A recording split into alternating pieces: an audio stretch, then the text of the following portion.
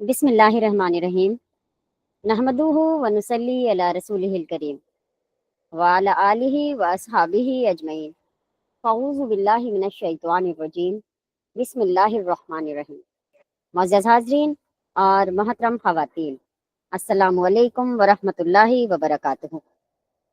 मुताला Quran academy की जानिब से हो रहे ऑनलाइन मुताला कुरान क्लास नंबर 85 में आप सभी का बहुत बहुत इस्तकबाल है।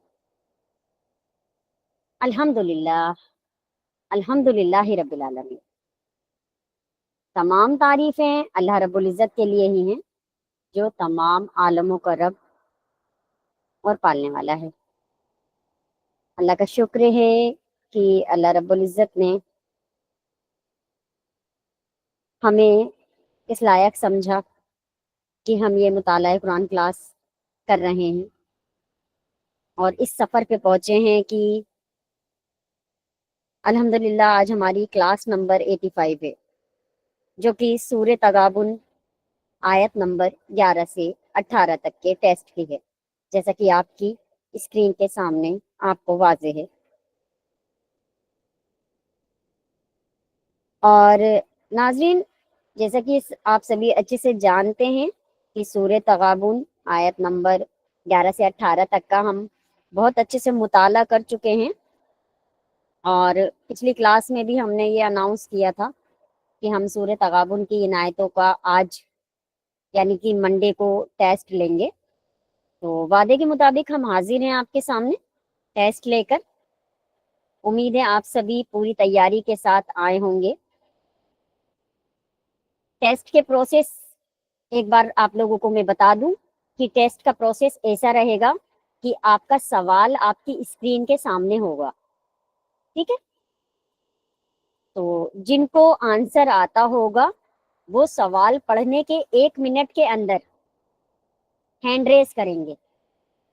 जिनके हैंड रेज होंगे उनके नाम उनकी आईडी के नाम से अनाउंस किए जाएंगे और जिनके नाम अनाउंस किए जाएंगे वो माइक अनम्यूट करके अपना आंसर बता सकते हैं। 1 मिनट के बाद जो साथी हैंड रेज करेंगे वो टेस्ट के सवाल से यानी कि टेस्ट के उस सवाल से महरूम रह जाएंगे। आज के टेस्ट में हमने 4 क्वेश्चन डिजाइन किए हैं। एक क्वेश्चन की सही आंसर की वैल्यू 25% है और 5 क्वेश्चन 100% यानी कि 100% के रहेंगे। अब डिपेंड करता है कि आप एक क्वेश्चन का आंसर कितने % सही दे पाते हैं। अगर आप एक क्वेश्चन का बिल्कुल सही आंसर करते हैं तो आपको एक क्वेश्चन के 25% पूरे मार्क्स दिए जाएंगे इंशाल्लाह। प्रोग्राम के लास्ट में सही आंसर देने वालों के परसेंटेज वाइज नाम अनाउंस किए जाएंगे। और बहुत ज़रूरी बात, आप लोगों में से कोई भी ये नहीं सोचेगा कि मेरी आज पहली क्लास है और मैंने कुछ भी नहीं पढ़ा है तो मैं टेस्ट कैसे दूंगा और मैं क्लास लेफ्ट कर दूं। लेफ्ट किसी ने नहीं होना है। जिनको आंसर नहीं भी आता है वो भी हमारे साथ बने रहेंगे। कोई भी शैतानी ख्याल आपके मन में आए, ये शैतान आपको इस दीनी महफिल से भगाने की कोशिश करे, तो शैतान के बहकावे में बिल्कुल भी नहीं आना है। आप बने रहें हमारे साथ, क्योंकि हम हमेशा की तरह इस तरह टेस्ट पेपर डिजाइन करते हैं कि अगर आप लोगों को आंसर नहीं भी आते होंगे तो कोई बात नहीं, सूरह तगाबुन की इन आयतों का रिवीजन तो आप लोगों का एटलीस्ट हो ही जाएगा ना। तो बने रहें हमारे साथ और सीखें। अगर आपकी ये पहली क्लास है तो भी इंशाल्लाह हमारी कोशिश रहेगी कि इन आयतों का जुज आप लोगों के सामने पेश कर दिया जाए। तो आइए शुरू करते हैं आज का टेस्ट। ये रहा आपकी स्क्रीन पर पहला सवाल। क्वेश्चन नंबर 1, सूरह तगाबुन आयत नंबर 11 में मुसीबत और आजमाइश पर क्या हिदायत दी गई है। मैं देख लेती हूँ किन किन लोगों के हैंड रेज हैं। 1 मिनट है आप लोगों के पास। 10:04 हुए हैं, 10:05 हुए हैं और 6 तक जिन लोगों के हैंड रेज आएंगे बस वही एक्सेप्टेबल है। अदरवाइज उसके बाद किसी के भी हैंड रेज एक्सेप्टेबल नहीं होंगे।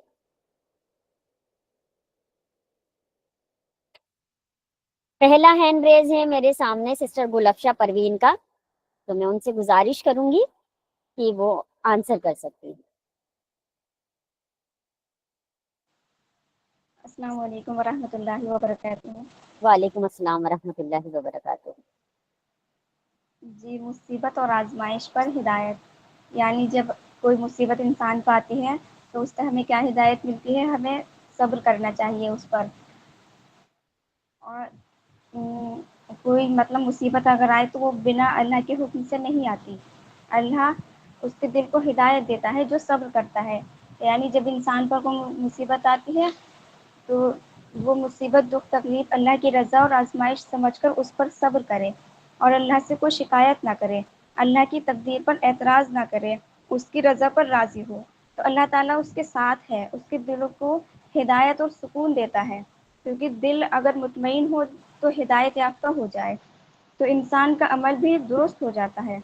اللہ تعالیٰ نے قرآن میں بھی فرمایا ہے کہ اگر صبر کرنے والوں کے ساتھ اللہ تعالیٰ ہے تو ہمیں اگر کوئی مصیبت ہمارے اوپر آئے تو ہمیں ایسے غصہ نہیں کرنا چاہیے کہ ہاں ساری اللہ تعالیٰ نے ساری مصیبت ہمارے ہی حصے میں ڈال دی، ساری بیماریاں ہم مجھے آ گئی ساری۔ میں نے بہت سے لوگوں سے یہ سنا ہے کہ بہت سے عورتیں کہتی ہیں ہاں اللہ تعالیٰ نے تو ساری بیماری ہمیں ہی دے دی ہے، ساری مصیبتیں ہمارے اوپر ہی آ گئی ہے، لیکن نہیں، اس پہ صبر کرنا چاہیے ہمیں۔ اللہ تعالیٰ ہمیں یہی ہدایت اس میں بتا رہا ہے کہ اس پر صبر کرے، کیونکہ صبر کرنے والوں کے ساتھ اللہ تعالیٰ ہے۔ اور اگر مصیبت آتی ہے تو اللہ کا راستہ چھوڑ دیتے ہیں انسان اور انسانوں سے مدد مانگتے ہیں، تو ایسا نہیں کرنا چاہیے ہمیں۔ جزاک اللہ خیر۔ جی بہت شکریہ سسٹر گلفشا پروین۔ شعیب نوشاد کے بعد جو ہینڈ ریز ہے وہ ایکسیپٹیبل نہیں ہے کیونکہ وہ 1 منٹ کے بعد آیا ہے امان محمد کا۔ اگلا ہینڈ ریز دیکھ لیتے ہیں۔ اگلا ہینڈ ریز ہے سسٹر عرشی فاطمہ۔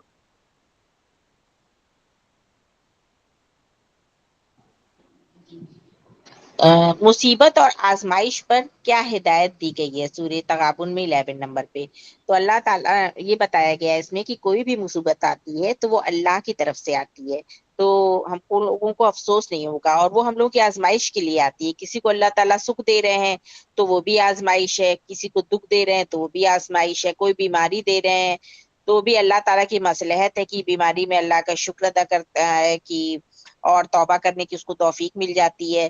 تو مصیبت اور آزمائش پر سورۃ تغابن 11 میں مصیبت اور آزمائش پر کیا ہدایت دی گئی ہے؟ تو اس پہ یہ ہدایت دی گئی ہے، اللہ تعالیٰ نے کہا ہے کہ مصیبت جب اللہ کی مرضی سے آتی ہے تو اس پہ دکھ کرنے کی کوئی ضرورت نہیں ہے، کیونکہ جو ایمان کے حصے ہیں اس میں 6 حصے ہیں، تو اس میں 6 حصوں میں اللہ پہ ایمان، رسول پہ ایمان، اور پیغمبروں پہ، ان کے رسولوں کی کتابوں پہ ایمان، فرشتوں پہ ایمان، تقدیر پر ایمان، اور ڈے آف ججمنٹ پہ ایمان۔ تو اس میں تقدیر رہے تو تقدیر میں ہی آ جاتی ہے یہ مصیبت اور آزمائش، کیونکہ باقی سب چیزیں جو ہم لوگ کو کرنی ہے، جیسے نماز ہم لوگ کو پڑھنی ہے تو یہ ہمارے اختیار میں، روزہ رکھنا ہمارے اختیار میں، ذکر کرنا ہمارے اختیار میں ہے، لیکن جیسے ہم کو کہاں پیدا ہونا ہے، ہم کو کس گھر، کون سے شہر میں پیدا ہونا ہے، کس گھر میں پیدا ہونا ہے، غریب بنا کے پیدا ہونا ہے کہ امیر بنا کے، پڑھے لکھے گھر میں پیدا ہونا ہے کہ جاہل گھر میں، یہ سب تقدیر میں ہمارے لکھا تھا۔ اور ہمارے جو کوئی بھی ایک پتا بھی اللہ کی مرضی کے بنا نہیں گرتا، یہ تو ہم لوگ پڑھتے ہیں قرآن میں، لیکن اس کو سوچنا چاہیے، تھنک کرنا چاہیے، تدبر کرنا چاہیے کہ ایک پتا بھی جب اللہ کی مرضی کے بنا نہیں گرتا تو جو مصیبت ہم لوگ کو زندگی میں آنی ہے سب لکھی ہوئی ہیں کہ یہ مصیبت آنی ہے، یہ بیماری آنی ہے، ان کے بچے کو یہ ہو جائے گا، ان کے بچے کا کبھی ایکسیڈنٹ ہو جائے گا، نعوذ باللہ، ان کے یہاں کسی کو کینسر ہو جائے گا، تو یہ سب نہیں کہ اللہ تعالیٰ ہم ہی سے کیوں، ہم ہی سے کیوں، تو یہ سب ایک تقدیر کا حصہ، اور بنا تقدیر کو مانے ایمان پر نہیں ہے، ایمان نہیں ہے۔ 6 چیزیں ضروری ہیں جیسا کہ ہم نے بھی دیکھا تھا کہ ایمان والا ہونے کے لیے۔ تو جب ہمارے پر کوئی بھی مصیبت آئے گی تو ہم لوگ یہ سوچ سکتے ہیں کہ اللہ کی طرف سے ہمارا لکھا ہوا تھا اور اس میں ہماری آزمائش ہو رہی ہے، کیونکہ بہت زیادہ پیسہ دے کے اللہ تعالیٰ آزماتے ہیں اس میں کم لوگ سکسیس ہوں گے، اور جو غریبی دے کے اللہ تعالیٰ آزماتے ہیں اس میں زیادہ لوگ سکسیس ہو جائیں گے، کیونکہ نبی کریم صلی اللہ علیہ وسلم نے بھی کہا ہے کہ مال ہماری امت کے لیے فتنہ ہے۔ یہ نہیں کہا کہ پیسہ ہماری امت کے لیے فتنہ ہے، بار بار کہتے تھے ہمیں اپنی امت کے غربا کی فکر نہیں ہے، ہمیں اپنی امت کے عمرہ کی فکر ہے، یعنی جن کے پاس زیادہ پیسہ ہے، زیادہ آسائش ہے، تو وہ لوگ دنیا میں پھنس جاتے ہیں، غفلت میں ڈوب جاتے ہیں، ان کا مطلب دین پہ چلنا تھوڑا مشکل ہو جاتا، ناممکن تو نہیں ہوتا، کیونکہ بہت سے صحابہ تھے جو بہت پیسے والے تھے تب بھی انہوں نے ایمان پہ ان کا خاتمہ ہوا۔ سلیمان علیہ السلام کے پاس اتنی دولت تھی، ان کا ایمان پہ خاتمہ ہوا۔ تو یہ ایسا نہیں ہے کہ پیسہ ہونے پہ، لیکن غریبوں کا جنت جانا زیادہ آسان ہے. کچھ حدیثوں میں بھی ہے کہ 500 سال پہلے جنت چلے جائیں گے، ان کا حساب کم ہوگا، لمیٹڈ سامان ہوگا، تم نے کیا کھایا اس کا بھی حساب ہوگا. جو بہت زیادہ ویرائٹیز میں کھانا کھا رہا ہے، ایک ایک چیز کا حساب دینا پڑے گا کہ کون سا سامان کہاں سے کمایا، کہاں خرچ کیا. تو بہت لمبا حساب ہو جائے گا. حساب کتاب ہلکا ہوگا، کم سے کم سامان ہو ضرورت بھر. تو نبی کریم صلی اللہ علیہ وسلم نے پسند بھی کی ہے غریبی. اور جی جی میم، جی یعنی ہر بہت مصیبت جی اور آزمائش پر یہ یہی ہدایت دی گئی ہے کہ یہ اللہ کی طرف سے، اور یہ صرف آزمائش کے لیے، کیونکہ اللہ تعالیٰ نے کہا ہم نے انس اور جنس کو پیدا کیا صرف اپنی عبادت کے لیے. اور ایک جگہ لکھا ہے کہ ہمارا تم کو پیدا کرنے کا مقصد یہی ہے کہ ہم یہ دیکھیں کہ تم میں کون اچھے اعمال کرتا ہے. تو یہی ہدایت دی گئی ہے کہ جو بھی اچھے برے جو بھی پل آئے تو اس میں سمجھنا چاہیے کہ ہم کو یہ آزمائش ہو رہی، ٹیسٹ ہو رہا ہے بس ہم لوگوں کا. جی میم. جی بہت شکریہ، بہت شکریہ، بہت شاندار سسٹر ارشی فاطمہ. اگلا ہینڈ ریز ہے ہمارے سامنے سلیم سر کا. السلام علیکم. وعلیکم السلام. اور آزمائش پر کیا ہدایت سر دی گئی آپ ہے؟ کی اگر تو ہم نیٹ نے ورک، سر آپ نیٹ ورک ایریا میں آ جائیے پلیز. میری آپ سے گزارش ہے، میں آپ کو ضرور لوں گی لیکن آپ نیٹ ورک ایریا میں آ جائیے کیونکہ اس سے ٹائم بہت ضائع ہو جائے گا. جی جی آ رہی آواز؟ جی جی. ہاں، تو یہاں پہ یہ بتایا گیا ہے کہ مصیبت اور آزمائش جب بھی آتی ہے تو وہ اللہ کے عزم سے آتی ہے. یعنی کہ جو بھی مصیبت آنا ہے وہ اللہ کی طرف سے ہی آئے گی، اور آزمائش جو بھی آئے گی وہ اللہ ہی کی طرف سے آئے گی. تو اس میں ہمیں اللہ تعالیٰ یہ ہدایت دیتا ہے کہ صبر اور تحمل کے ساتھ میں بنے رہنا چاہیے، اور جو کچھ بھی آتا ہے اللہ ہی کی طرف سے آتا ہے. اور اللہ نے جو اپنے قسمت میں طے کیا ہے وہی ہوتا ہے. کسی کے کچھ کرنے سے کچھ نہیں ہوتا. جو بھی ہوتا ہے وہ اللہ ہی کے عزم سے ہوتا ہے. تو کچھ لوگ کیا کرتے ہیں کہ پیر بابا مرشد کے پاس میں جاتے ہیں، آستانے پہ جاتے ہیں، جھکتے ہیں. تو اس ٹائپ سے نہیں کرنا چاہیے. یہاں پہ یہ بتایا گیا کہ صرف جھکنا ہے تو صرف اور صرف خالص اللہ تعالیٰ کے ہی سامنے جھکنا ہے. یہاں پہ ہمیں یہ ہدایت دی گئی ہے. جزاک اللہ. جی بہت شکریہ سلیم سر کا. اگلا ہینڈ ریز ہے ہمارے سامنے ایس آر انٹرپرائزز کا. السلام علیکم. وعلیکم السلام. آپ بھی نیٹ ورک ایریا میں آ جائیے. یس میم. ہمارا نیٹ ورک. جی جی جی اسٹارٹ کیجیے، وقت کم ہے. جی، اس میں آیت میں یہی بتایا گیا ہے کہ جب اللہ تعالیٰ ہمیں دنیا میں بھیجتا ہے تو ایک طرح سے امتحان کے لیے بھیجتا ہے. اللہ تعالیٰ نے ہمیں دنیا میں بھیجا اس لیے کہ وہ ہمارا امتحان لے سکے، تاکہ ہم اپنی زندگی میں نیک اعمال کر سکیں. لیکن اس میں مصیبت اور آزمائش سے یہ بتایا گیا ہے کہ اگر ہمارے پاس کوئی مصیبت پہنچتی ہے تو اللہ تعالیٰ کے حکم سے ہی پہنچی گئی ہے. یعنی اللہ تعالیٰ نے وہ ہمارے امتحان کے لیے بھیجی کہ یہ بندہ یا یہ جو انسان ہے کہ یہ اس چیز کو ایکسپٹ کرتا ہے یا مجھے ہی لعنت بھیجتا ہے کہ اللہ تعالیٰ نے میری زندگی میں مصیبتیں ڈال دی یا آزمائش بھیج دی. اس لیے کیا نام ہے، کوئی بھی مصیبت پہنچتی ہے تو اللہ کے حکم سے ہے، جس پر ہمیں اللہ پر ایمان لانا چاہیے. اللہ اس کو دل سے ہدایت فرمائے گا جو اللہ پر ایمان لائے گا. اور اللہ ہمارے دلوں کے حال کو بہتر جانتا ہے. اللہ ہی ہم کو سب سے بہتر جاننے والا ہے، اور وہی ہمیں جانتا ہے کہ کیا نام ہے کہ اگر ہماری زندگی میں کوئی مصیبت آئی ہے تو بہت سے لوگ ہوتے ہیں بولتے ہیں کہ نہیں، جیسے بہت زیادہ ہم کبھی ناراض ہوتے ہیں یا اپنے آپ سے خفا ہوتے ہیں تو ہم کہتے ہیں اللہ تعالیٰ تو نے ساری مصیبتیں ہماری زندگی میں ڈال دی. لیکن ہمیں یہ معلوم نہیں ہوتا کہ اگر اللہ تعالیٰ نے ہماری زندگی میں یہ مصیبتیں ڈالی ہیں تو ہو سکتا ہے یہ ہمارے لیے آزمائش ہو یا ہمارا امتحان ہو. اللہ تعالیٰ ہو سکتا ہے ہمیں اس سے بہتر دے، لیکن ہم یہ نہیں سوچتے. ہم یہ سوچتے ہیں کہ اللہ تعالیٰ نے ہماری ساری مصیبتیں ہماری زندگی میں ڈال دی. اور اللہ تعالیٰ نے سب سے بڑی بات تو یہی ہے کہ ہمیں دنیا میں بھیجا ہی اس لیے ہے کہ ہم اچھے اعمال لے کر جائیں گے یا برے اعمال لے کے جائیں گے. اللہ تعالیٰ جو بندہ اچھی صحبتوں میں اچھے اعمال ایکسپٹ کرے گا دنیا میں جا کے یا نہیں، یا وہ مجھے یاد بھی رکھے گا یا نہیں. اسی لیے ہم کہتے ہیں کہ ہمیں سب سے زیادہ اعتبار اور ایمان اللہ پر لانا چاہیے. ہم مشکل میں ہیں، ہم کسی پریشانی میں ہیں، ہم چاہے جیسے بھی حالات میں ہیں، ہمیں اللہ پر یقین رکھنا چاہیے تاکہ وہ ہمیں ہر مصیبت سے بچا سکے اور ہماری مصیبت اور آزمائش کو دور کر سکے اور ہمارے دلوں میں ایمان پیدا کر سکے۔ اس لیے ہمیں اللہ کی طرف سے آئی گئی کسی بھی مصیبت کو زیادہ سوچنا نہیں چاہیے، بلکہ یہ سوچنا چاہیے کہ ہو سکتا ہے اس میں بھی اللہ تعالیٰ کی کوئی نہ کوئی بہترائی ہو۔ جی بس میں اتنا ہی بولوں گی۔ جی بہت شکریہ۔ اگلا ہینڈ ریز ہے ہمارے سامنے سسٹر مینا خالق۔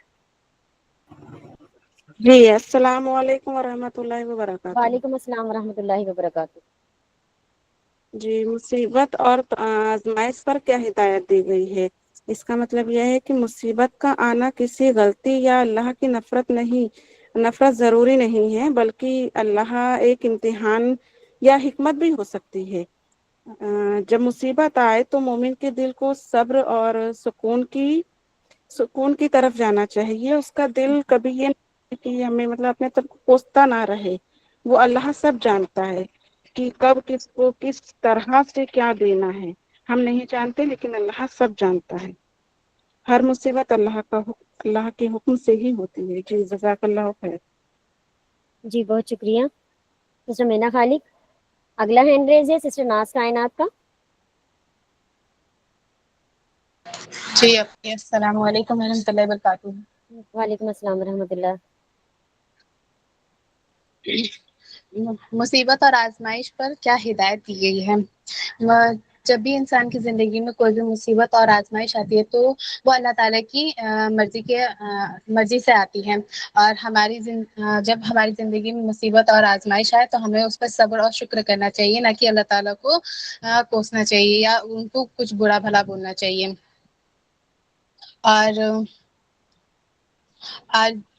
جب ہمارے زندگی میں کوئی مصیبت اور آزمائش ہے تو ہمیں پورا وشواس اللہ تعالیٰ پہ کرنا چاہیے، تاکہ یہ ہونا چاہیے ہمارے زندگی میں کہ جس نے ہمارے اوپر مصیبت اور آزمائش بھیجی ہے وہی اس کو دور بھی کرے گا۔ ہمارا یہ ایمان اللہ تعالیٰ پہ ہونا چاہیے، اور جب ہمارا یہ ایمان ہوتا ہے کہ جس نے ہمارے اوپر یہ مصیبت اور آزمائش ڈالی وہی اس کو دور کرے گا، تو اللہ تعالیٰ اس سے کیا ہوتا ہے، اللہ تعالیٰ ہمارے دل کو اور بھی زیادہ ہدایت بخشتا ہے۔ جی جزاک اللہ خیر۔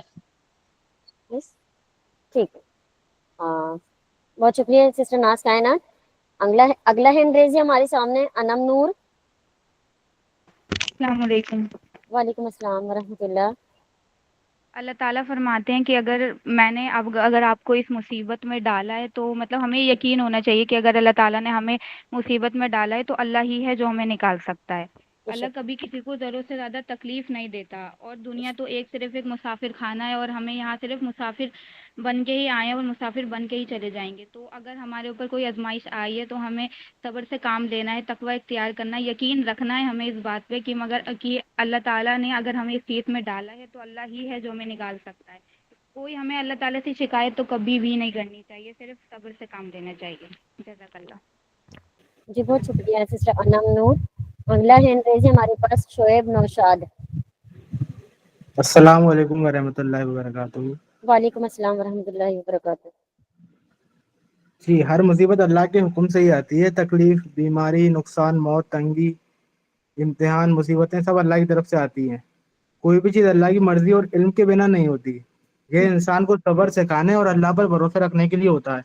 جو مصیبت پہنچتی ہے وہ اللہ کی طرف سے پہلے سے لکھا ہوا ہے، تاکہ بندہ جان لے کہ سب اسی کے کنٹرول میں ہے۔ جو اللہ پر ایمان رکھے اللہ اس کے دل کو ہدایت دیتا ہے۔ آزمائش کے وقت دل میں صبر، اطمینان اور اللہ کی طرف توجہ پیدا کرتا ہے۔ دل کو یقین دلاتا ہے کہ جو ہوا ہے اس میں اللہ کی حکمت ہے، اللہ کی رضامندی ہے۔ اللہ پر بھروسہ کرنے سے پریشانیوں میں بھی دل میں نور اور سکون آتا ہے۔ اللہ ہر چیز کا علم رکھنے والا ہے، وہ جانتا ہے کہ کس پر کون سی آزمائش کتنی ڈالنی ہے۔ ہر تکلیف میں بندے کی بھلائی اور اس کے لیے ثواب ہوتا ہے۔ اللہ کو تمہاری حالت، تمہارے صبر، تمہارے آنسو، تمہارے حالات کی پوری خبر ہوتی ہے۔ صبر اور دعا سے اپن کو کام لینا چاہیے، اللہ سے راحت اور سہولیت کی فریاد کرنا چاہیے۔ یہ سوچے کہ تکلیف میں کوئی حکمت اور تمہارے لیے اجر ثواب ہے۔ اللہ پر یقین رکھنے سے دل مضبوط اور مطمئن ہوگا۔ جی جزاک اللہ خیر۔ جی بہت شکریہ शेख साहब तक 1 मिनट के अंदर अंदर हैंड रेज हुए थे, बाकी इनके बाद जो हैंड रेज हुए हैं वो 1 मिनट के बाद में हुए हैं। तो आप लोगों से गुजारिश है, जैसे ही स्क्रीन पर आप लोगों के क्वेश्चन शो कराया जाए तो अगर आपको आंसर आता है तो फौरन से हैंड रेज करें, ज्यादा सोचे नहीं, क्योंकि 1 मिनट के बाद अगर आप हैंड रेज करेंगे तो फिर वो आपका माना नहीं जाएगा। ये पहली बार है हमारा, तो इसलिए मैं आखिरी हैंड रेज है ये वो मैं ले लेती हूँ सिस्टर नाजिया का, लेकिन आइंदा से ऐसा नहीं किया जाएगा। जी अस्सलाम वालेकुम रहमतुल्लाहि व बरकातुहू। रहमतुल्लाहि व बरकातुहू। जी, जैसा कि आयत नंबर 11 में बताया गया है, कोई मुसीबत अल्लाह के हुक्म के बगैर नहीं आती, और जो शख्स अल्लाह पर ईमान लाता है अल्लाह उसके दिल को हिदायत देता है, यानी उसे सब्र और रज़ा अता फरमाता है, और अल्लाह हर चीज़ का जानने वाला है। और अल्लाह की इताअत करो और रसूल की इताअत करो, फिर अगर तुम मुंह फेरोगे तो अल्लाह हमारे रसूल पर सिर्फ एहकाम वाज़े तौर पर पहुंचा देना लाजिम है। जैसा कि आयत नंबर 13 में बताया गया है, अल्लाह ही है जिसके सिवा कोई माबूद नहीं, और मोमिनों का अल्लाह ही पर भरोसा करना चाहिए। ऐ ईमान वालो, बेशक तुम्हारी बाज बीवियां और तुम्हारे बाद बच्चे तुम्हारे दुश्मन हैं, तो उनसे बचो, और अगर तुम सिस्टर माफ करो सूर्य तो तगाबुन आयत नंबर 11 की बात हो रही है, सिर्फ सूर्य तगाबुन आयत नंबर 11 का आप आंसर कर सकते हैं। जी जी, आपने आयत नंबर 11 से 18 तक बताया था, तो इसलिए मैं नहीं बता रही क्वेश्चन नंबर 1 चल रहा है अभी, क्वेश्चन नंबर 1 में सूर्य तगाबुन आयत नंबर 11 के मुतालिक क्वेश्चन हो रहा है। जी जी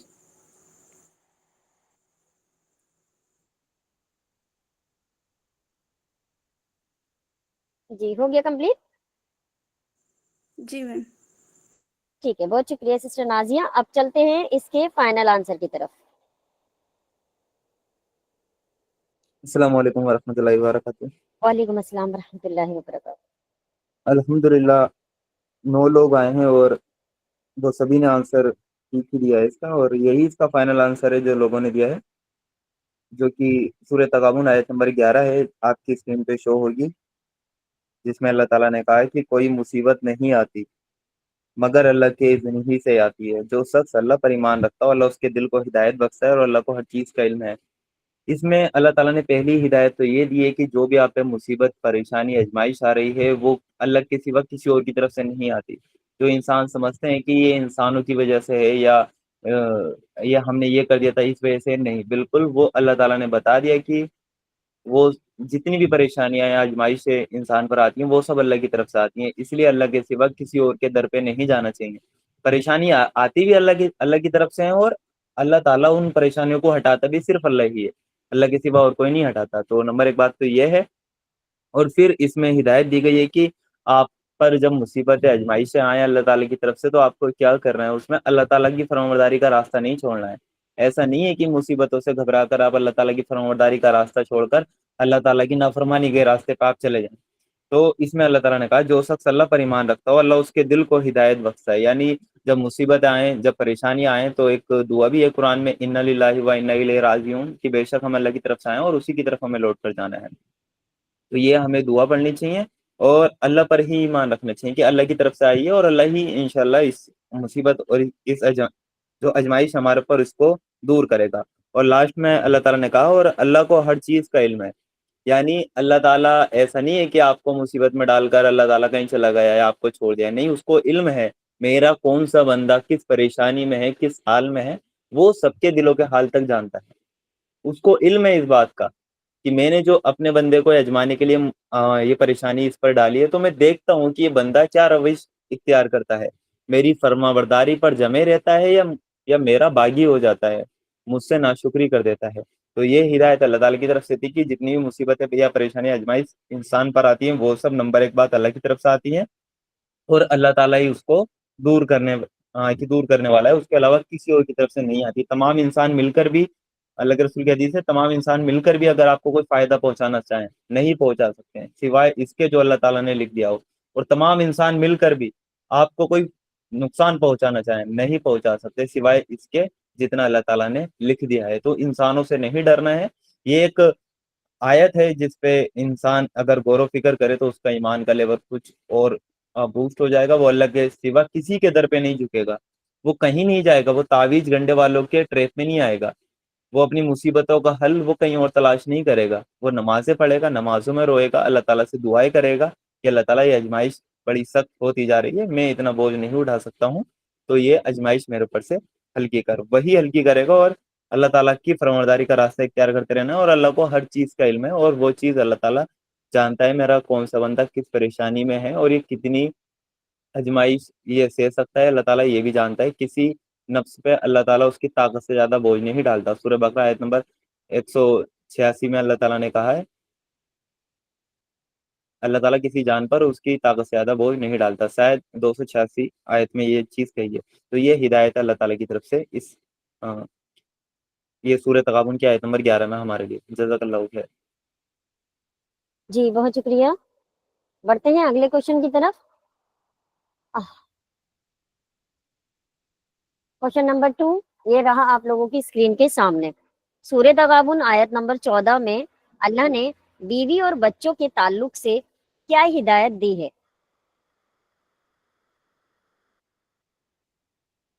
تو پہلا ہینڈ ریز ہے ہمارے سامنے سسٹر ارم نور کا. تو میں گزارش کروں گی کہ آپ سے کیا آپ آنسر کر سکتے ہیں. السلام علیکم. وعلیکم السلام. سورہ تغابن آیت 14 میں اللہ نے بیوی اور بچوں کے تعلق سے یہ کہا ہے کہ تمہارے بیوی اور بچوں میں کچھ ایسے بھی لوگ ہوں گے جو تمہارے دشمن ہوں گے. مطلب بیوی اور بچے اگر انسان کو اللہ کی نافرمانی کرنے پر مجبور کر دیں تو وہ تمہارے دشمن ہیں, اور اگر وہ اس کے بعد اپنی خطا کی معافی مانگ لیں تو انہیں معاف کر دینا چاہیے. بیوی اور بچے دنیا میں اللہ نے مال اور اولاد کو دنیا میں آزمائش کے طور پر بھیجا ہے, اور جو اس آزمائش پر پورا اتر جائے گا اللہ اسے بہت اجر و ثواب دے گا. جزاک اللہ. جی بہت شکریہ سسٹر ارم. اگلا ہینڈ ریز ہے سسٹر گلفشا پروین کا. السلام علیکم ورحمۃ اللہ وبرکاتہ. وعلیکم السلام ورحمۃ اللہ وبرکاتہ. اللہ نے بیوی اور بچوں کے تعلق سے کیا ہدایت دی؟ اس آیت میں اللہ تعالیٰ بیوی اور بچے یعنی کچھ اس میں سے کچھ بیوی اور بچے ہو سکتے ہیں. ایسا نہیں ہے کہ سبھی گھروں میں بیوی اور بچے ہمارے دشمن ہو جائیں گے, لیکن نہیں, اس میں کوئی بھی ہماری ہو سکتا ہے کہ اگر انسان اللہ کی راہ پہ چلنا چاہے تو اسے لوگ گمراہ کرتے ہیں کہ نہیں ایسا تو ہو جائے گا, کوئی بات نہیں, آج کا دن ہے, گناہ کر لو, اسے گمراہ کرتے ہیں. لیکن ہمیں ایسا نہیں کرنا. اگر وہ ہمارے ساتھ غلط کر بھی رہے ہیں تو ہمیں انہیں بھی صحیح راستہ بتانا ہے اور انہیں معافی اور درگزر سے کام لینا ہے. اس کی مثال ہم ایسے بھی لے سکتے ہیں کہ اگر نان مسلم ہے وہ ایمان لے آئے اور ان کے بیوی بچے بت پرستی پر ہی ہیں تو وہ اس کو مجبور کریں گے کہ کس دین میں تم پہنچ گئے, واپس اپنے بت پرستی میں آؤ, تم نے یہ غلط راستہ اختیار کر لیا ہے. وہ کچھ بھی کر سکتے ہیں, لیکن ایسا نہیں کرنا, ایمان سے نہیں ہٹنا.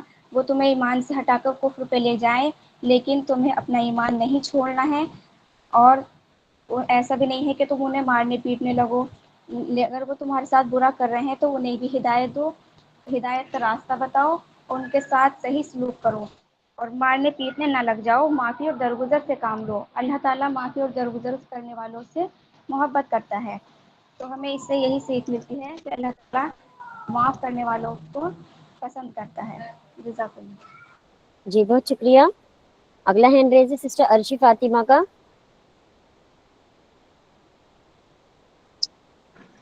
اللہ نے بیوی اور بچوں کے تعلق سے یہ ہدایت دی ہے کہ اگر بیوی بچے تمہیں اللہ کے کام کرنے سے روکیں تو تم ہوشیار ہو جاؤ. مطلب کہ ان کو اتنی اندھی محبت مت دو کہ ان کے لیے تم اللہ کے کہنا ماننا چھوڑ دو. کیونکہ جب نئے نئے مسلمان بن رہے تھے تو صحابی لوگ جب اسلام قبول کرنا چاہتے تھے تو ان کی بیوی کہتی تھی اگر تم نے اسلام قبول کیا تو تمہیں ہمیں کو طلاق دینا پڑے گا. بچے اس طرح بیوی بچے اللہ کے کام سے روکتے تھے. یا بہت سے لوگ کہتے ہیں نہیں تمہیں داڑھی نہیں رکھنے دیں گے, یا تمہیں نماز 5 ٹائم مسجد میں نہیں جانے دیں گے, ہر ٹائم اللہ کی دوڑ مسجد تک پڑھ لو 1-2 ٹائم, اس طرح, یا رشوت لو, ایسے کیسے کام چلے گا, بچوں کی فیس نہیں بھر پا رہے ہیں. تو اس طرح کی چیزوں میں تم ہوشیار ہو جاؤ. اور پھر اگر وہ ان کو غلطی کا احساس ہو بیوی بچوں کو تو ان کو معاف کر دو بعد میں. اور پھر ان کے ساتھ رحم کا کو اچھا بیہیویئر کرو، تاکہ اگر ہم دوسروں پہ رحم کریں گے تو اللہ تعالیٰ ہم پر رحم کریں گے. اور ان سے قطع تعلق نہ کرو، لیکن ان کو سمجھاؤ اور دین اور دنیا میں بیلنس کرو. یہ نہیں کہ صرف بیوی بچوں کی دین کا بھی کام کرو، بیوی بچوں سے بھی اچھا سلوک کرو، ان کو معاف کر دو، ان کے ساتھ رحم کا سلوک کرو، اور ان کو بھی دین کی طرف لانے کی کوشش کرو. یہ نہیں کہ لڑ جھگڑ کے طلاق ولا کی سبیں. تو یہ سمجھایا گیا، ہدایت دی گئی ہے کہ دین اور دنیا دونوں لے کے چلنا ہے. بیوی بچے اکثر دشمن بن جاتے ہیں. دشمن کا مطلب کہ ویسی دشمنی نہیں، اللہ کے راستے سے روکنا، یعنی آخرت کے لیے نگیٹو ہو جاتا ہے، اس لیے بتایا گیا ہے. جی میں جی بہت اس سے شکریہ ہم کو سسٹر. جی میں جی جی جی جی تو اس سے کمپلیٹ ہمیں کیجیے. یہ رزلٹ ملتا ہے کہ ہمیں ایسے رشتوں سے پناہ مانگنی چاہیے. پہلے شادی سے پہلے بھی ایسی لڑکی ڈھونڈنی چاہیے جو دیندار ہو، کیونکہ حدیث بھی ہے کہ دیندار لڑکی سے شادی کرو. خوبصورتی، پیسہ، یہ سب چیزیں ایک طرف ہیں، سب سے پہلے دینداری دیکھو. تو اس سے بچے آلریڈی دیندار ہوں گے، کیونکہ بیوی دیندار ہے تو اثر تو آتا ہی ہے. کیونکہ دیکھ لیجئے بالی ووڈ میں جو ایکٹریس ہیں، کرینہ کپور، کرشمہ کپور، ان کے یہاں فلم ایکٹنگ چل رہی تھی تو وہ ایکٹنگ کر رہی ہیں. اور جن کے یہاں جیسے کہ ذاکر نائک ہے، ان کا بیٹا ان کو فالو کر رہا ہے، اور جو مولانا سعد صاحب ہے ان کا بیٹا ان کو فالو کر رہا ہے. تو بہت فرق پڑتا ہے گھر میں. ماں باپ جو کرتے ہیں وہ بچوں میں آتا ہی ہے. تو بیوی تو اگر اچھی ہے تو آدھا دین تو سمجھیے وہی سنبھال لے گی. تو بیوی اچھی ہوگی، بچے اچھے ہوں گے تو آپ کو دین پہ چلنا آسان ہو جائے گا. جی جی بہت شکریہ سسٹر ارشی فاطمہ. اگلا ہینڈ رائز دیکھ لیتے ہیں. انٹرپرائزز. انٹرپرائزز.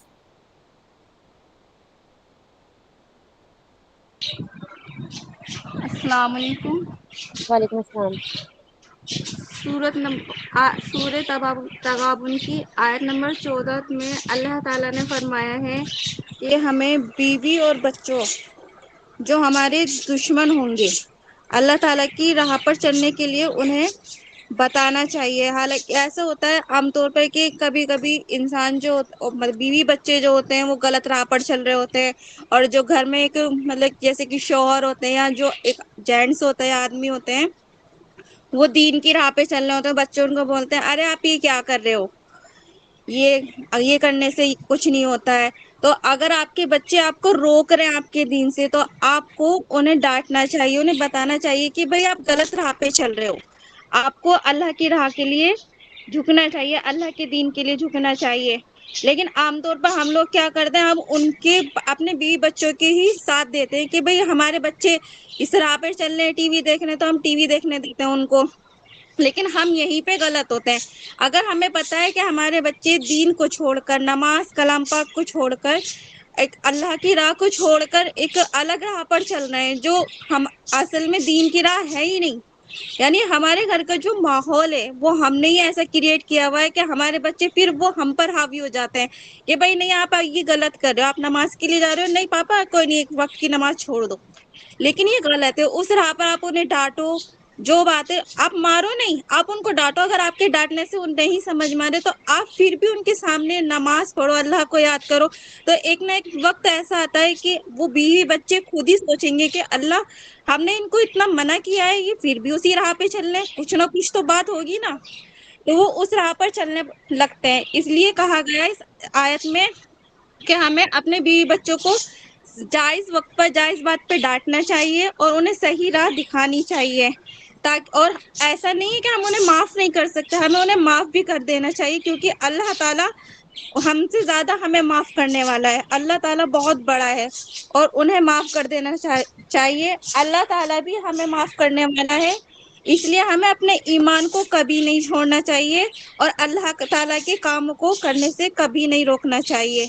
اور عام طور پر ایسا ہوتا ہے کہ ہم نے اپنے ہی گھر کا انوائرمنٹ ایسا بنایا ہوتا ہے کہ ہم اپنے ہی بچوں کو ہدایت نہیں دیتے دین کی. بچے ٹی وی دیکھ رہے ہیں کچھ بھی، ہم ان کو نہیں بولیں گے. ہم خود خاص طور سے جینٹس کو یا لیڈیز کو یہ ہونا چاہیے کہ ہم نماز کے لیے جا رہے ہیں، آؤ بچوں ہم نماز پڑھیں گے، آؤ ہمارے ساتھ کلام پاک پڑھ لو.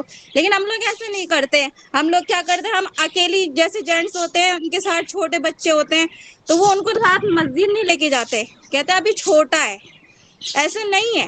آپ ایٹ لیسٹ ان کے سامنے جاؤ گی بھی نا تو وہ دیکھیں گے کہ ہاں بھائی نماز کے لیے جا رہے ہیں، تو وہ آگے بولیں گے ممی ہمیں بھی جانا ہے نماز کے لیے. تو یہ ہمارے گھر کا نا انوائرمنٹ ہمیں ایسا بنانا چاہیے، ماحول ایسا بنانا چاہیے کہ بچے جیسا دیکھیں ویسے ہی کریں، تو اس سے جو ہمارا دین ہے وہ پھیلے گا بھی، اور بچے جو ہے ہمارے صحیح راہ پر بھی چلیں گے۔ اور اس لیے ہمیں اپنے اللہ تعالیٰ کی راہ پر ہی چلنا چاہیے، اور وہ لوگ جو اللہ تعالیٰ کی راہ پر نہیں چلتے، کوئی بات نہیں، آپ صرف ان کو ہدایت کر سکتے ہو، آپ ان کے ساتھ کوئی زور زبردستی نہیں کر سکتے۔ آپ ان کے دل میں بھی اللہ تعالیٰ کسی نہ کسی دن ڈال ہی دے گا کہ وہ بھی آپ کی راہ پر چل سکے، پر آپ کو اپنے جو اعمال ہے، اپنا دین ہے، وہ نہیں چھوڑنا ہے، ٹھیک ہے؟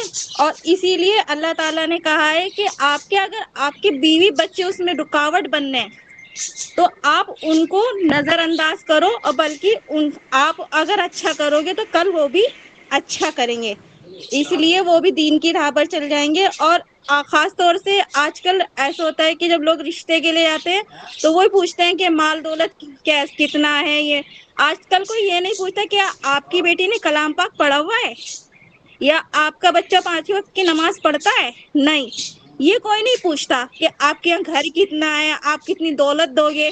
ارے دولت تو دنیا میں رہ جائے گی رکھی ہوئی، یہ کوئی نہیں سوچتا۔ اس لیے آج کل ہر ماں باپ کو چاہیے کہ وہ اپنے بچے کے لیے، چاہے وہ بیٹی ہو یا بیٹا ہو، بس ایٹ لیسٹ اتنا پوچھیں کہ کیا نام ہے، کیا آپ کی بچی کلام پاک پڑھتی ہے، کیا آپ کی بچی 5 وقت کی نماز پڑھتی ہے۔ آپ کا ایٹ لیسٹ یہ لڑکوں کے لیے بھی ہے کہ کیا آپ کا جو بچہ ہے وہ نماز پڑھتا ہے یا کلام پاک پڑھتا ہے۔ ہمیں یہ نہیں پوچھنا چاہیے کہ بھائی آپ کتنا کما رہے ہو، کیا ہماری بیٹی کو پیسے دے پاؤ گے، نہیں، ارے جب آپ اللہ کو یاد کرو گے تو اللہ تعالیٰ رزق خود بھیج دے گا۔ تو یہی اس حدیث میں بتایا گیا ہے کہ ہمیں اللہ تعالیٰ پر بھروسہ کرنا چاہیے، اور ہمیں دین جتنا پھیلا سکے اس دنیا میں اتنا پھیلائیں، لیکن کسی کے بہکاوے میں نہ آئے، چاہے وہ آپ کے بیوی ہو یا بچے ہو یا کوئی رشتہ دار ہو یا کوئی ایسا انسان جو آپ کو دیکھ کر آپ کو ٹوک رہا ہے۔ ارے آپ کیوں جا رہے ہو بھائی، کیوں ایک نہ ایک دن وہ ٹوکتا رہے گا، ایک دن خود ہی سوچے گا ارے نہیں یار میں اس کو اتنا ٹوکتا ہوں، نہیں، یہ کچھ نہ کچھ تو بات ہوگی کہ میں مسجد میں چلا ہی جاتا ہوں آج نماز کے لیے۔ تو یہی بات ہے، اس میں یہی بتایا گیا ہے کہ اگر آپ کو اپنے گھر کے انوائرمنٹ کو صحیح رکھیں گے تو انشاءاللہ تعالی آپ کی آنے والی نسلیں بھی اور آپ بھی دین کی راہ پر چل سکیں گے۔ جزاک اللہ خیرا۔ جی بہت شکریہ۔ اگلا ہینڈ ریز ہے امان محمد۔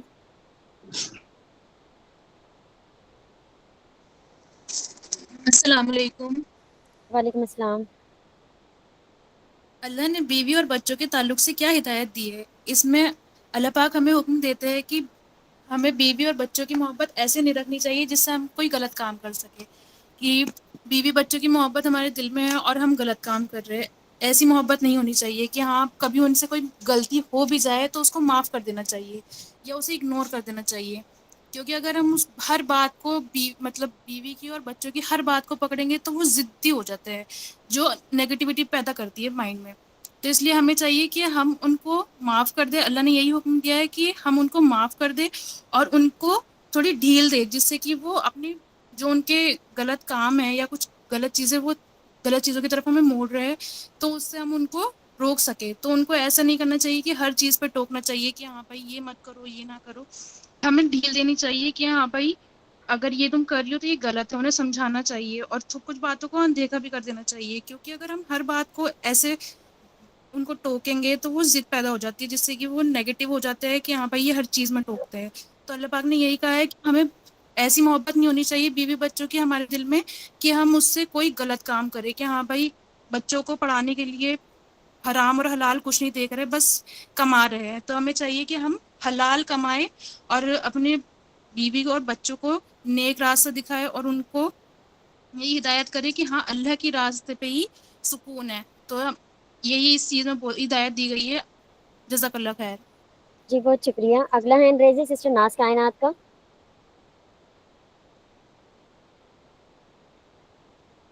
جی، اللہ نے بیوی اور بچوں کے تعلق سے کیا ہدایت دی ہے؟ تو سورہ تغابن آیت نمبر 14 میں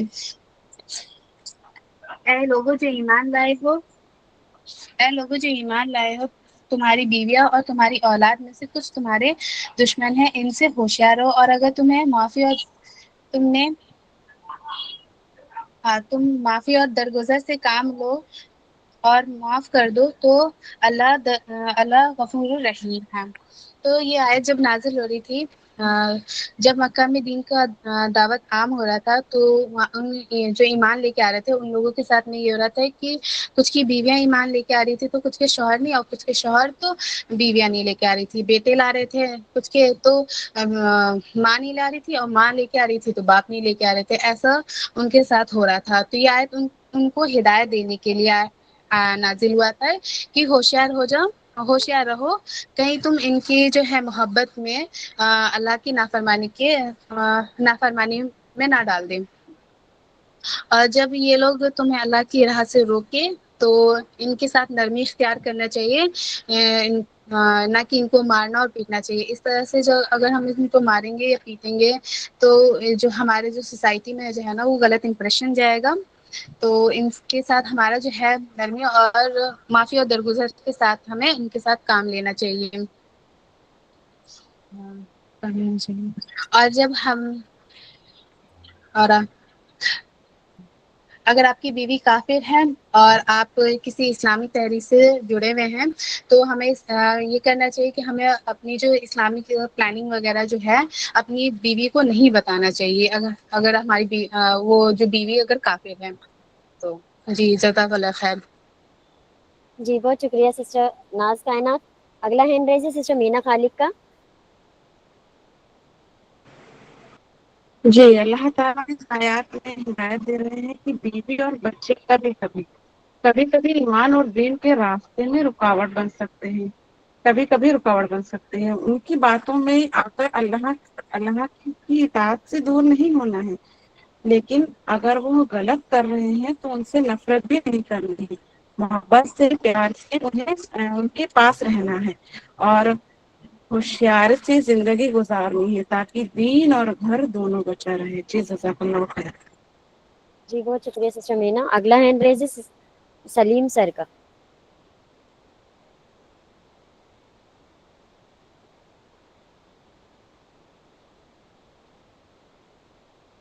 سلیم سر.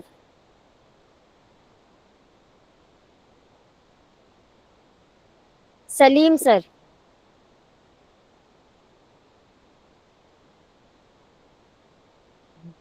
سلیم سر کے بعد جتنے بھی لوگ آئے تھے وہ 1 منٹ کے بعد آئے تھے، اس لیے ان کے ہینڈ ریز نہیں لیے جائیں گے. تو بڑھتے ہیں اس کوشچن کے فائنل آنسر کی طرف کیونکہ سلیم سر کی آواز نہیں آ رہی ہے. السلام علیکم. وعلیکم السلام. اللہ تعالیٰ نے سورہ تغابن آیت نمبر 14 میں جو بیویوں اور بچوں کے تعلق سے ہمیں ہدایت دی ہے وہ آپ کے سامنے ہے. یہ آیت نمبر 14 آپ کے سامنے ہے سورہ تغابن کی. اس میں کہا اللہ تعالیٰ نے اے لوگوں جو ایمان لائے ہو، تمہاری بیویوں اور تمہاری اولاد میں سے وہ کچھ تمہارے دشمن ہیں، ان سے ہوشیار رہو، اور اگر تم معافی اور درگزر سے کام لو تو اور معاف کر دو تو اللہ غفور و رحیم ہے. تو اس میں ایمان والوں کو یہ ہدایت دی گئی ہے کہ تمہاری بیویوں اور اولاد میں سے بعض تمہارے دشمن ہیں، یعنی سب دشمن نہیں ہے، وہ کچھ دشمن ہیں. وہ کچھ دشمن وہ کس میننگ میں ہو سکتے ہیں؟ ایک یہ کہ اگر کسی کے بیوی اور بچے کافر ہوں تو وہ چاہیں گے کہ اسے کفر کی طرف کھینچیں، تو اس لیے وہ تمہارے دشمن ہو جائیں گے. اس لیے اللہ تعالیٰ نے آیت میں آگے کہا ان سے ہوشیار رہو، یعنی ہوشیار رہو، ان کے چکر میں آ کر تم کفر میں نہ چلے جانا. وہ ان کی آخرت خراب ہے تو تم اپنی آخرت خراب نہیں کر لینا. کسی کے بیوی بچے ہو سکتے ہیں کہ نیکی اور پرہیزگاری کے کاموں میں اس کو روکیں، اس کو نیکی کے کام کرنے نہ دیں، تو پھر تمہیں وہ جیسے ہی لگے کہ بیوی یا بچے مجھے نیکی کے کام کرنے نہیں دے رہے، ایک دم سے ہوشیار ہو جانا ہے. جو آیت کا اگلا پارٹ ہے نا ان سے ہوشیار رہو، تو ان باتوں سے ہوشیار رہنا ہے. اگر وہ آپ کو کفر کی طرف بلائیں، اگر وہ نان مسلم ہے، اگر کفر کی طرف بلائیں تو ایک دم سے ہوشیار ہو جانا ہے. ہاں یہی دشمن ہے جو اللہ تعالیٰ نے قرآن میں کہا ہے. اگر آپ نیکی اور پرہیزگاری کے کام کر رہے ہیں، آپ کی بیوی بچے یا بیوی کے لیے شوہر اس کا الٹرنیٹ ہے کہ شوہر اس کو اگر روکے، تو اس کے اپوزٹ بھی دیکھیں، آپ بیوی کے اپوزٹ بھی دیکھیں، یا کہ بیوی ایمان والی ہو سکتی ہے، شوہر اس کا وہ مشرک ہو سکتا ہے یا ایمان والا ہے لیکن اس کو پرہیزگاری کے کاموں سے روکے، تو پھر اس کو بیوی کو دیکھنا چاہیے میرا دشمن یہی ہے. تو ان سے ہوشیار رہنا، یعنی پہلی چیز یہ وہ کفر کی طرف بلائیں بیوی بچے یا شوہر یا بچے، تو ان سے ہوشیار ہو جانا ہے. अगर वो नेकी और परहेजगारी के कामों से आपको रोकें तो भी होशियार हो जाना है कि अल्लाह ताला ने जिनको दुश्मन कहा है, यानी जो कुछ दुश्मन है उन दुश्मन में से एक ही मेरे घर में ही है, होशियार हो जाना है, उनकी बातों में नहीं आना। और अगर वो तुम्हें बुराई के काम करने का हुक्म दे तो भी उनसे होशियार हो जाना है। बुराई के काम वो काफी हो सकते हैं कि शौहर कहे बीवी से कि बिना पर्दा आप मेरे साथ घूमें, मुझे अच्छा नहीं लगता, ये ओल्ड फैशन है, और छोटे कपड़े पहनकर आप मेरे साथ चलें, आप वाटर पार्क चलें, हम वहाँ स्लाइड में नहाएंगे, या आप स्विमिंग पूल चलें। तो ये क्या है, बुराई की तरफ बुलाना हुआ बीवी को, तो बीवी को होशियार हो जाना है कि यही मेरा दुश्मन है। और सेम चीज वही है कि अगर बीवी कुछ ऐसी बातें कहे कि आज वहां चलते हैं वहां चलते हैं, बुराइयों के हुक्म दें, तो उसको होशियार हो जाना है। तो होशियार हो जाना है यानी उनकी बातों में आकर आपको अपनी साबित कदमी नहीं छोड़नी है, आपको अल्लाह ताला का रास्ता इख्तियार वो करे रखना है मजबूती के साथ, और इनको दुश्मन समझना है। अब दुश्मन समझ के इनको मारने पीटने नहीं लग जाना, इनसे होशियार रहना है, इनकी बात नहीं माननी है आपको। ऐसा नहीं कि इनके साथ मारा तोड़ी स्टार्ट कर दें, क्योंकि जिंदगी आपको इन्हीं के साथ गुजारनी है। तो अक्सर क्या करो, उन्हें समझाने की कोशिश करो, माफी और दरगुजर से काम लो, और माफ कर दो तो अल्लाह गफूर व रहीम है। यानी अल्लाह ताला भी तो माफ करने वाला है, अल्लाह ताला ने भी तो आपको आपके गुनाहों पे आपको माफ करता है। तो ऐसे ही आप इनके साथ भी उसने सुलूक करो, अच्छे अखलाक से पेश आओ, लेकिन इनकी बात नहीं माननी, और कोशिश करो कि ये भी सीधे रास्ते पे आ जाएं, और माफी और दरगुजर का मामला आपको इनके साथ वो करना है। तो आपकी बीवियों में से और बच्चों में से बाज आपके दुश्मन है, और वो दुश्मन कौन है वो आपको उनकी बातों से पता लग जाएगा। अगर वो आपको कुफ्र की तरफ बुलाएं तो वो दुश्मन है, अगर वो नेकी और परहेजगारी के कामों से रोकें तो वो दुश्मन है, अगर वो आपके बुराइयों के काम करने का हुक्म दें आपको तो वो आपके दुश्मन है। तो ये हमको सबको अपनी अपनी जिंदगी में जायजा लेना है कि हमारा जो शौहर है, हमारी जो बीवी है, हमारे जो बच्चे हैं, वो क्या करते हैं। अगर इन तीनों में से वो एक काम की भी तरफ बुलाते हैं तो हमें एकदम से होशियार हो जाना है कि हाँ इस चीज से ही बच के रहना है, इस चीज को अल्लाह ताला ने कहा, यानी मुझे अपना रास्ता नहीं छोड़ना फरमाबरदारी का, मैं नेकी और परहेजगारी के काम कर रहा हूँ तो करता ही रहूंगा, ये चाहे कितने ही रोकें, लेकिन उनके साथ भी सख्ती ना करें, मार पिटाई ना करें, उनको समझाएं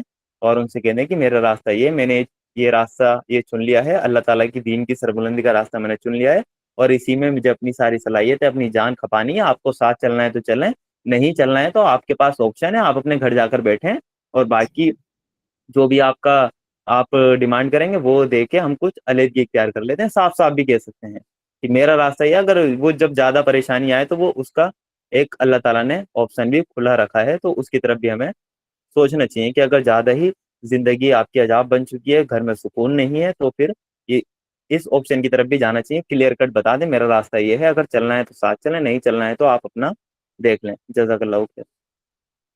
जी बहुत शुक्रिया, बहुत बेहतरीन का आंसर हमारे सामने। अगले अगले क्वेश्चन की तरफ बढ़ते हैं, उससे पहले मैं आप लोगों को बता दूं कि ये जो हमने 4 क्वेश्चन डिजाइन किए हैं, 2 क्वेश्चन अभी हो चुके हैं और 2 क्वेश्चन अभी आप लोगों के सामने हैं। तो चाहे कितना भी वक्त लगे, ये क्लास आज ही होगी, ठीक है। इस बार क्लास को 2 पार्ट्स में डिवाइड नहीं किया जाएगा, आज ही क्लास होगी ये पूरी कंप्लीट।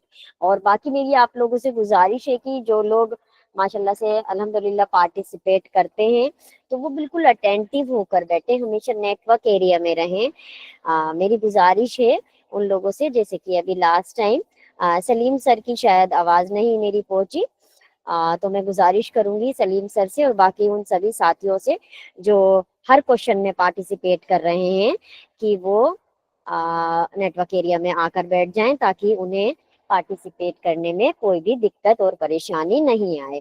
तो बढ़ते हैं अगले क्वेश्चन की तरफ। देखिए 1 मिनट के अंदर जब तक मैं क्वेश्चन पढ़ती हूँ तब तक अगर आप लोग हैंड रेज कर देते हैं तो आपका हैंड रेज मान्य होगा, अदरवाइज आपका हैंड रेज नहीं लिया जाएगा। बढ़ते हैं अगले क्वेश्चन की तरफ। अगला यानी कि तीसरा क्वेश्चन ये रहा आप लोगों की स्क्रीन के सामने। तकवा क्या है और अल्लाह ने कितना तकवा इख्तियार करने का हुक्म दिया है? जी पहला हैंड रेज है हमारे सामने सिस्टर अर्शी फातिमा का, 1049। तकवा यानी हर परहेजगारी, यानी सोच सोच के करना है, हर टाइम कॉन्शियस होके कि अल्लाह ताला हमको देख रहे हैं। कोई भी काम करें तो सबसे पहले सोचें ये अल्लाह ताला को पसंद आएगा कि नहीं पसंद आएगा। जैसे कि इंसान जब कभी झाड़ियों से निकलता है ایک حدیث میں بتایا تھا نبی کریم صلی اللہ علیہ وسلم نے، تو وہ جھاڑیوں سے جب گزرتا ہے تو اس کے کپڑے کانٹوں میں پھنسے نہ کس طرح سے کپڑا پکڑ پکڑ کے نکلتا ہے، تو اسی طرح تقویٰ ہے پوری زندگی گزارنے کا، کہ ہر وقت جی کہ اس سوری ٹائم ہم سسٹر، جو وہ اللہ کے جی حدیث وہ نہیں اللہ ہے کے حدیث رسول نے نہیں بتایا تھا، ابی بن کعب رضی اللہ عنہ نے بتایا تھا حضرت عمر جی کو. جی یہ سوری جھاڑیوں والی جو مثال ہے ابی بن کعب رضی اللہ عنہ نے حضرت عمر کو بتایا تھا. جی باقی وہ جی ٹھیک ہے آپ کی مثال، جی کنٹینیو. جی جی جی حدیث نہیں تھی جی سر، تو میں نے سنا تھا بس اس کو کہ مطلب قرآن میں نہیں ہے ایسا، بس تو صحیح کہہ رہے ہیں آپ. تو جی اس میں یہ حدیث ہے کہ ہی ہے وہ، حدیث ہی ہے. حدیث کا مطلب یہ نہیں ہوتا کہ وہ بات اللہ کے رسول نے نہیں کہی ہو. صحابہ اکرام کے جی جی اقوال بھی حدیثوں میں کوٹ ہوئے ہیں، یعنی حدیث ہے وہ، لیکن وہ بات اچھا اللہ کے رسول حدیث نے نہیں کہی، وہ بات ابی رسول بن کعب رضی اللہ عنہ نے کہی، یعنی صحابی نے کہی. جی صحابی نے کہی ہے جی، میں دھوکے سے نبی کریم صلی اللہ علیہ وسلم کہہ گئی تھی. ہاں حدیث تو قرآن بھی ہے، جو بھی کہی گئی بات ہے وہ اللہ کا کلام ہے، حدیث وہ بھی ہے جی. تو تقویٰ یعنی ہر کام کو یہ اللہ کی کانشیسنس میں کہ اللہ تعالیٰ ہم کو ہر ٹائم دیکھ رہے ہیں، یہ کام جو ہم کر رہے ہیں، جیسے اب ہم نے کوئی کپڑا پہنا تو آستین میری فل ہے کہ نہیں، ہمیں پتا ہے کہ آستین پورا فل پہننا چاہیے، تو یہ نہیں کہ یہ آدھی پہن لی اتنا سا ہاتھ کھلا ہے تو کوئی بات نہیں. اس طرح کپڑے پہننے میں ہو گیا، یا اگر ہم مان لیجیے کوئی بھی کام کر رہے ہیں کہ پردہ کرتے ہیں تو پردے کو بھی قاعدے سے کریں گے، نہیں کہ آج چلو آج یہ کوئی پارٹی ہے تو آج بال بھی کھول لیں، یہ بھی کر لیں. تو ہر چیز ہر وقت تقوی کے ساتھ ہی ہم کو زندگی گزارنی ہوگی. زندگی کے ہر فیلڈ میں جیسے نماز پڑھیں، اور بائی چانس جیسے کہ کہیں محفل میں ہے تو لگے گا آج تو میک اپ میرا خراب ہو جائے گا تو آج ہم نماز چھوڑ دیتے ہیں، تو نہیں، ہمیں اللہ تعالیٰ کے حکم کی پابندی کرنی ہے. یا تو ہم پہلے نماز پڑھ لیں، جیسے وقت ہو گیا ہے، وقت بھی اس کا لمبا رہتا ہے کہ اب شروع ہو گیا 2-3 گھنٹے تک رہتا ہے کسی بھی چیز کا، تو جیسے ظہر کا ہے تو ارلی ٹائم پڑھ لیا، پھر اس کے بعد میک اپ کر کے چلے گئے، یا میک اپ نہیں کیا، میک اپ کو اتنا فرض تو ہے نہیں. تو اس طرح ہم کو زندگی کے ہر فیلڈ میں تقوی سے کام کرنا ہے، اللہ کے بتائے طریقے کے ڈریس پہننے ہیں. اللہ نے نماز کا حکم دیا ہے وقت کی پابندی کے ساتھ، تو اس کو وقت کی پابندی کے ساتھ پڑھنا ہے. باوضو پڑھنا ہے کہ ارے چلو وضو ہم کو شک ہو رہا ہے لیکن اب پھر سے وضو کریں گے تو میک اپ چھوٹ جائے گا، لاؤ پڑھ لیتے، مانی جائے گی کہ نہیں مانی جائے گی. تو اس طرح تقویٰ جو ہے وہ اللہ پورا ہم کو کہ ہر ٹائم اللہ تعالیٰ دیکھ رہے ہیں، ہمیں دنیا سے کوئی مطلب نہیں، اخلاص کے ساتھ کام کرنا ہے، صرف للہیت. اور جو اللہ تعالیٰ کے لیے ہی کام کیا جائے گا وہی قبول کیا جائے گا، کیونکہ اگر ہم دنیا کو دکھانے کے لیے کریں گے تو وہ تو شرک ہو جائے گا. تو یا کسی کو کچھ دے رہے ہیں تو اس ہاتھ دیا اس ہاتھ کسی کو خبر نہ ہو، تو یہ سب چیزیں تقویٰ میں آتی ہیں. جی جی بہت جی شکریہ سسٹر عرشی فاطمہ. اگلا ہینڈ ریز دیکھ لیتے ہیں سسٹر ارم نور. السلام علیکم. وعلیکم السلام ورحمۃ اللہ. تقوی کا مطلب ہے کہ ہر اس کام سے بچنا جو اللہ کو ناراض کرے، اور ہر اس کام کو کرنا جس سے اللہ راضی ہو جائے. ہمیں اپنا ایک ایک قدم ایسے رکھنا ہے جس سے رب راضی ہو جائے. جیسے کہ سورہ تغابن میں بتایا گیا ہے کہ تقوی کا حکم انسان کو اس کی استطاعت کے مطابق ملا ہے، کہ اتنا تقوی اختیار کرو جہاں تک پاسبل ہو، جہاں تک تمہارے بس میں ہو. اللہ کے نزدیک جو سب سے زیادہ عزت والا وہ شخص ہے جو کہ سب سے زیادہ تقوی اختیار کرتا ہے.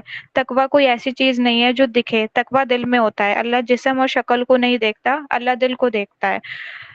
تو تقوی کا مطلب یہ، تقوی اختیار کرنے سے فائدہ یہ ہوتا ہے کہ اگر ہم اللہ سے ڈرتے ہوئے کوئی کام کریں گے تو اللہ ہماری مشکلات کو آسان کر دے گا. جزاک اللہ. جی بہت شکریہ سسٹر ارم نور. اگلا ہینڈ ریز ہے سسٹر ناز کائنات کا.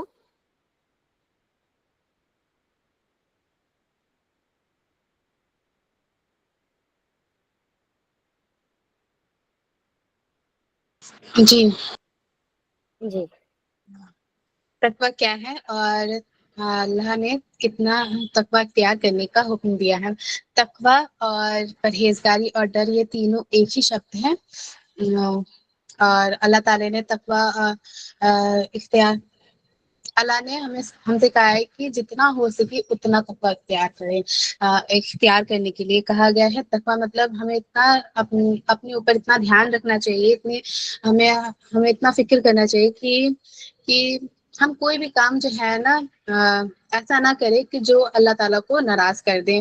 ہمیں ہر وقت اس فکر میں رہنا چاہیے کہ جو کام ہم نے کیا ہے وہ حلال ہے کہ حرام ہے، جو بات ہم نے کہا ہے وہ کہنا چاہیے تھا کہ نہیں کرنا چاہیے تھا، اور جس جگہ ہم گئے تھے وہاں جانا چاہیے تھا کہ نہیں جانا چاہیے. اوور آل ہمیں اتنا دھیان رکھنا چاہیے کہ ہم کوئی بھی کام ایسا نہ کرے کہ جس سے ہمارا رب ناراض ہو جائے. تو بس اتنا ہی. جزاک اللہ خیر. جی بہت شکریہ سسٹر ناز کائنات. اگلا ہینڈ ریز ہے انم نور. جی السلام علیکم. وعلیکم السلام. تقوا ایک طریقے سے ہم کہہ سکتے ہیں کہ تقوا کانٹوں بھری جھاڑیوں سے نکلنے کا نام تقوا ہے. اگر ہم اس دنیا میں آئے ہیں تو ہمارے اوپر بہت ساری مشکلیں بھی آئیں گی. مطلب تقوا مطلب ہر وہ کام سے بچنا جو اللہ کو ناپسند ہو. ہمیں اپنی پوری کوشش کرنی چاہیے کہ ہم وہ کام نہ کریں جو اللہ کو ناپسند ہو. ہم جہاں تک بچ سکتے ہیں ہمیں وہ ہر کام سے بچنا چاہیے، کیونکہ اللہ کی نظر میں سب سے افضل وہ انسان ہے جس کے اندر تقوا ہے. اور جو تقوی اختیار کرے گا اللہ اس کی ہر مشکل آسان کر دے گا اور اللہ اس کے لیے کافی ہو جائے گا.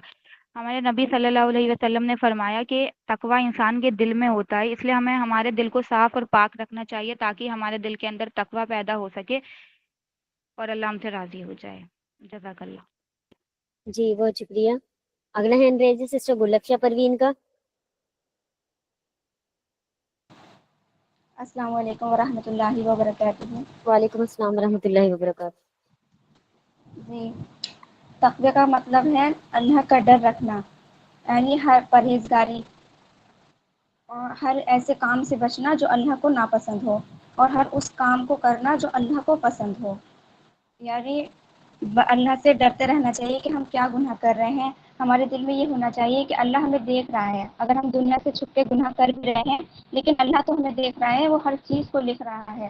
اور حدیث میں آتا ہے نبی کریم صلی اللہ علیہ وسلم نے فرمایا کہ تقوی یہاں ہے، اور یعنی آپ نے اپنے سینے کی طرف اشارہ کر کے کیا کہ یعنی دل کہ تقوی یہاں ہے. دل سے اگر ہم پرہیزگاری کریں گے تو ہم سیدھا راستہ پائیں گے. اور سورہ آل عمران کی آیت نمبر 102 میں اللہ تعالی نے فرمایا اے لوگو جو ایمان لائے ہو اللہ سے ڈرو جیسا اس سے ڈرنے کا حق ہے، اور دیکھو تمہیں موت صرف ایمان کی حالت میں آئے. یعنی اس کا مطلب ہے اللہ سے ایسا ڈرنا جیسا اس کا حق ہے. مطلب پوری کوشش، اخلاص، ہر وقت خدا کو یاد کرنا اور ہر گناہ سے بچنے کی پوری کوشش کرنا. اور پھر سورہ تغابن اور اس میں اللہ تعالی نے فرمایا آیت نمبر 16 میں تو اللہ سے ڈرو جتنی تم سے ہو سکے، یعنی جتنا تمہارے بس میں ہو. تو اللہ انسان سے اسی قدر تقوی چاہتے ہیں جتنی انسان کی ہمت ہو، لیکن نیت اور کوشش پوری ہونی چاہیے ہماری. اور آج کا جو دور ہے ایسا اتنی گمراہی میں جو ڈوبا ہوا ہے، اس گمراہی بھری دنیا میں اگر کوئی شخص گناہ سے صرف اللہ کے لیے بچ رہا ہے تو یہ بہت بڑی بات ہے. بہت بڑی بات ہے یہ کہ اگر ہم اس ٹائم کے ماحول میں ہم پرہیزگاری کر رہے ہیں، اللہ سے ڈر رہے ہیں. بس اتنا ہی کہنا چاہوں گی. جزاک اللہ خیر. جی بہت شکریہ سسٹر گلفشا پروین. اگلا ہینڈ ریز ہے سلیم سر کا. جی تقوی کیا ہے؟ تقوی ہے کہ یہ پکار تھا اس میں سے ہم جائیں تو جو چادر ہوتی ہے وہ چادر اس خونکار جھاڑی میں نہ اٹک پائے، یعنی کہ سیف طریقے سے اس میں سے نکل جائے. یہ تو ہو گیا ایک تقوی کا مطلب. اس کے ساتھ ہی ساتھ پرہیزگاری، متقی، فرما برداری اور اللہ کا ڈر. تو اللہ کے ڈر کے تعلق سے یہاں پہ سورہ آل عمران سورہ نمبر 3 آیت نمبر 102 میں بتایا گیا کہ اللہ سے ایسا ڈرو کہ جس طریقے سے اس سے ڈرنے کا تمہیں حکم دیا گیا ہے.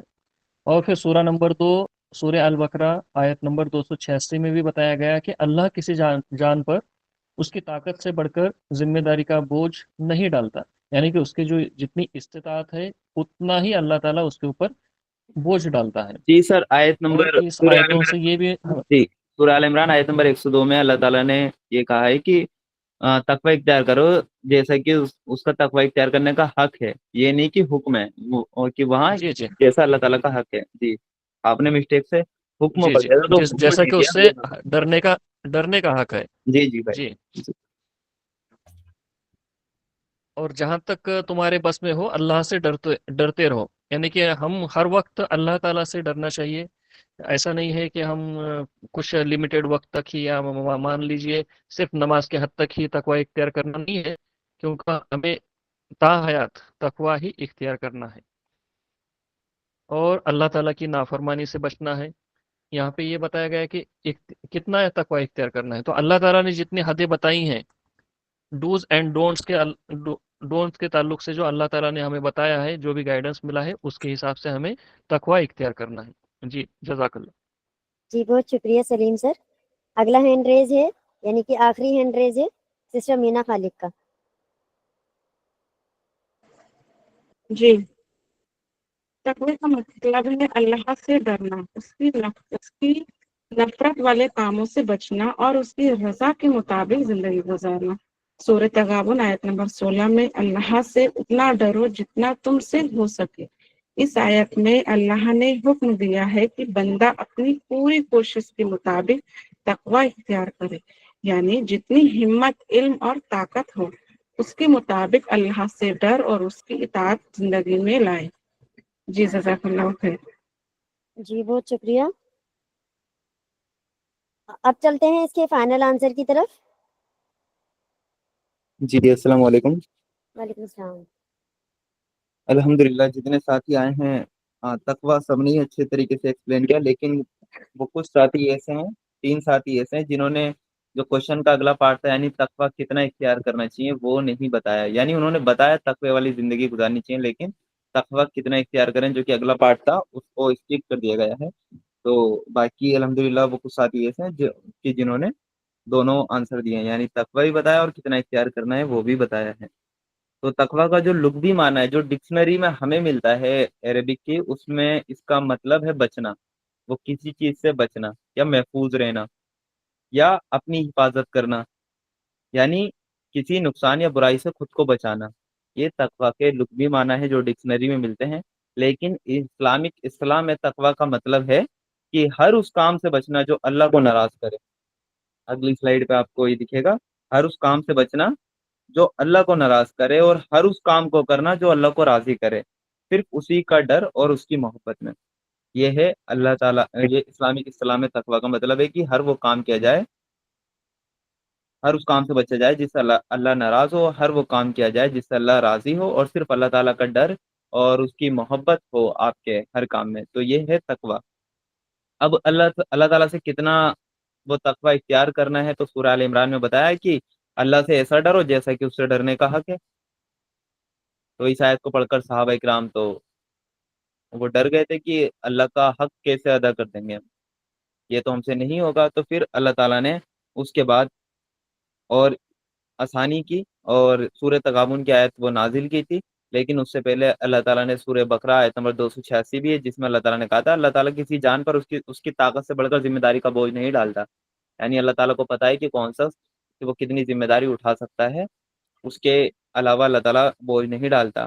फिर सूरह तगाबुन आयत नंबर 16 में फिर अल्लाह ताला ने यह बात कह दी, इसलिए जहां तक तुम्हारे बस में हो अल्लाह से डरते रहो।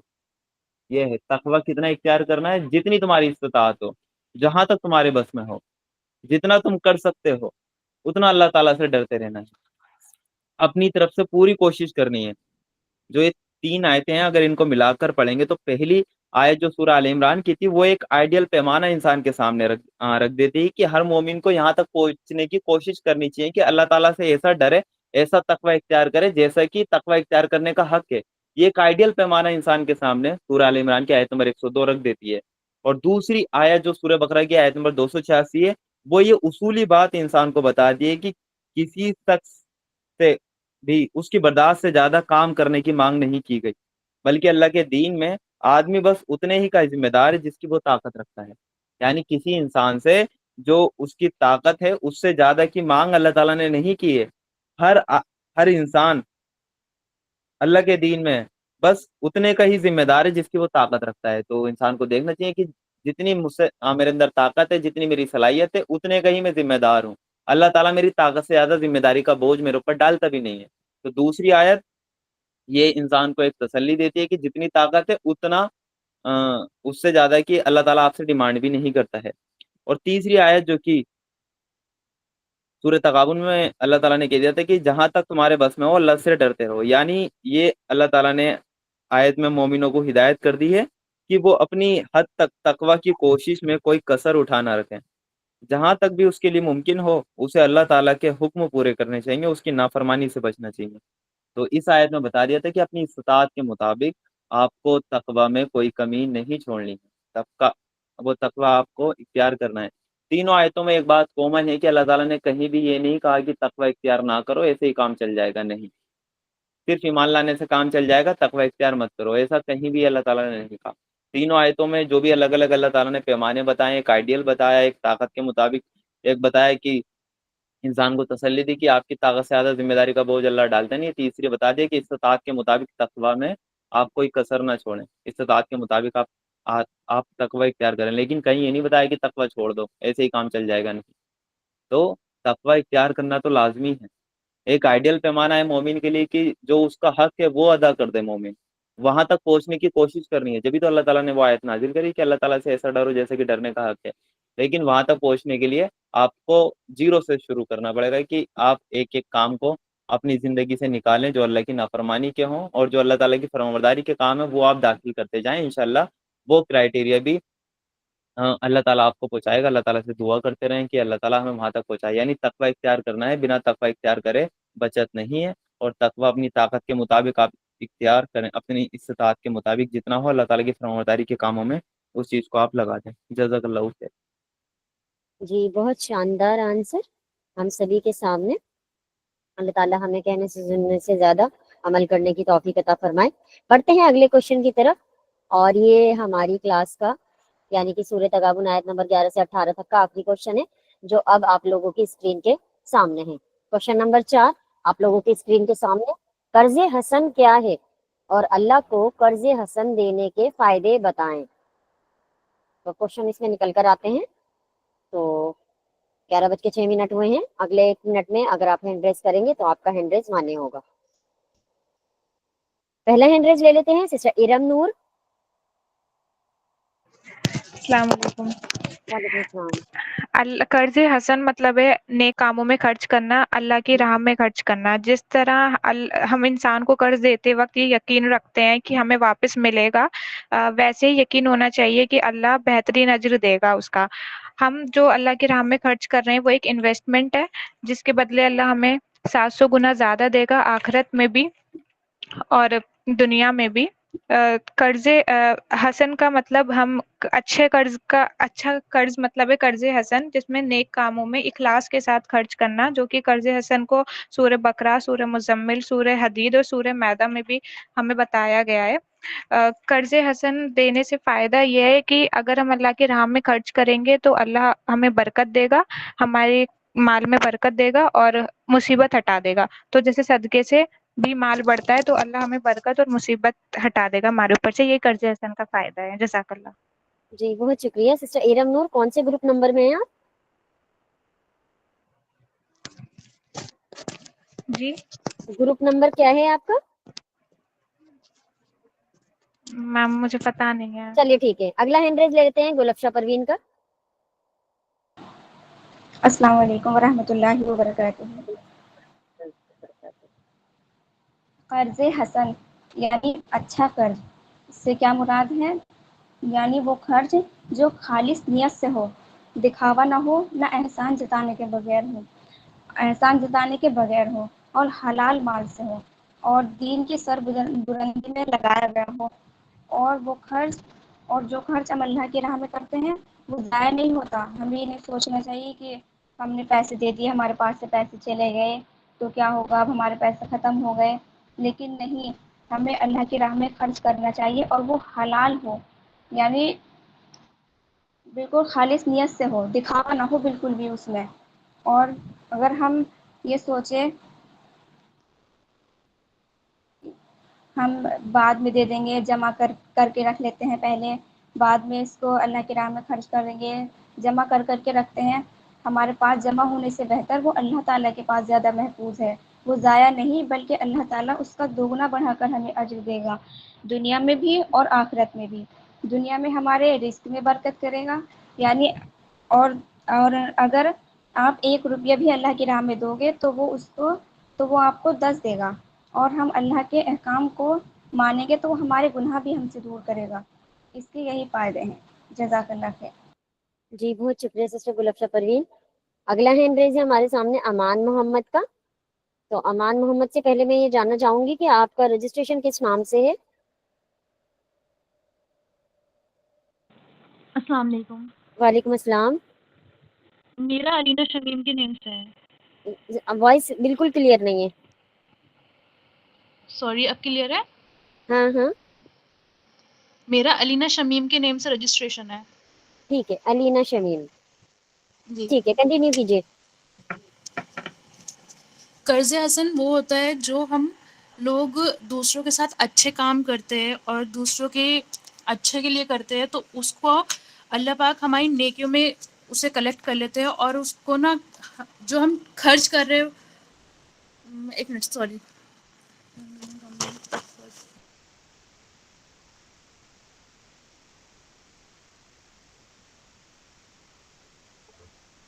قرض حسن کہتے ہیں کہ ہم نے اللہ جو ہمارے پاس ہے وہ ہم اللہ کے لیے دے رہے ہیں، اللہ کے راستے میں لگا رہے ہیں. جیسے ہم وہ انسان ہوتا ہے، جیسے 10 روپے اس کے پاس ہے تو وہ 5 روپے اللہ کی راہ میں لگانے کے لیے تیار ہوتا ہے، تو وہ ہمارے لیے اکٹھا ہو جاتا ہے، تو وہ اللہ کے پاس ہمارا. سسٹر وائس بریک ہو رہی ہے آپ کی نا، وائس بریک ہو رہی ہے. ٹائم جا رہا ہے، وائس بریک ہو رہی ہے سسٹر. اب کلیئر ہے؟ جی جی کنٹینیو آپ کیجیے نیکسٹ پلیز. کو کر لیجیے اگر مجھے بریک ہو رہی ہے تو آواز. ہاں ہاں بریک ہو رہی ہے بابو، بریک ہو رہی ہے آپ کی آواز. اگلا ٹھیک ہینڈ ہے ریز ٹھیک ہے. ہے مینا خالی. جی جی، وائس کلیئر ہے میم. جی ہاں جی کلیئر ہے. قرض حسن ایک نیک نیت سے دیا گیا ادھار ہوتا ہے جو فائدے کے بغیر دیا جاتا ہے صرف اللہ کی رضا کے لیے. یہ ضرورت مند کی مدد کے لیے ہوتی ہے، نہ کہ منافع کمانے کے لیے. قرآن میں اللہ کو قرض دینے کو کہنے کا مطلب ہے کہ اللہ کے راستے میں دینا، جیسے غریبوں کی مدد کرنا، مدرسے میں دینا، دین کے کام میں وقف وغیرہ. سورہ تغابن آیت نمبر 16 میں اس کا ذکر ہے. اگر اللہ کو قرض حسن دو تو وہ اس سے تمہارے لیے کئی گنا بڑھا کر دے گا، لوٹائے گا، مینس تمہارے لیے معافی بھی کرے گا. اللہ کو قرض حسن دینے کے فائدے: اللہ گناہوں کو معاف کرتا ہے، جزا کئی گنا بڑھا کر ملتا ہے، مال میں برکت ہوتی ہے، قیامت کے دن آسانی ہوتی ہے، دل میں سکون اور اللہ کی رضا ملتی ہے. جی جزاک اللہ خیر. جی بہت شکریہ. اگلا ہینڈ ریز لے لیتے ہیں عرشی فاطمہ. قرض حسن وہ قرض ہے جو اللہ کی راہ میں دیا جاتا ہے، اور وہ کسی دکھاوے کے لیے نہیں دیا جاتا، لالچ کے لیے نہیں دیا جاتا، دنیاوی فائدے کے لیے نہیں دیا جاتا. اور اس قرض حسن کے بہت فائدے ہیں، کیونکہ اللہ تعالیٰ اس کو کئی گنا بڑھا کر دیتا ہے. کہیں کہیں پہ ہے کہ 10 گنا، کہیں 70 گنا، کہیں 700 گنا ایسا آیا ہے. اور اس کے گناہ بھی معاف کر دیتا ہے.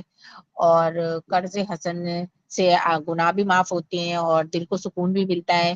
کبھی بھی کسی کو دیں تو سائنٹیفکلی بھی کہا گیا ہے کہ دینے سے ڈوپامین ہارمون سیکریٹ ہوتا ہے، جس سے پلیزر فیل ہوتا ہے. یہ تو سائنٹسٹ بھی مانتے ہیں کہ دینے میں ہی سکھ ہے، لینے میں نہیں ہے. تو قرض حسن سے کہ یہی فائدے ہیں کہ یہ اللہ کو ایک طرح سے قرض دیا جاتا ہے. اس کے کئی چیزوں میں، جیسے دینی تعلیم پھیلانے میں، جیسے قرآن کا یہ مطالعہ ہو رہا ہے اس میں دے دیں، یا یتیم بچوں کی پرورش میں دے دیں، یا کسی ضرورت مند کو دے دیں. اور جب دیں تو یہ سوچیں کہ ہم اللہ کو قرض دے رہے ہیں، یہ کسی انسان کو نہیں دے رہے. یہ سارا دار و مدار نیت پر ہوتا ہے، اور وہ اللہ کے لیے ہی کیا جاتا ہے. اور اس کا بدلہ اللہ نے کہا ہے کہ ہم کئی گنا دیں گے، گناہ بھی معاف کریں گے. تو یہ ہے قرض حسن. اور اللہ حکمت والا ہے، وہ ہر چیز دیکھتا ہے، ہمارے دل کے اندر کی سوچ بھی سمجھ جاتا ہے کہ ہم کس لیے دے رہے ہیں، ہمارے اندر کیا ہے، اخلاص ہے کہ نہیں ہے. تو جی جی بہت شکریہ سسٹر عرشی فاطمہ. جی اگلا ہینڈ ریز ہے سسٹر ناز کائنات.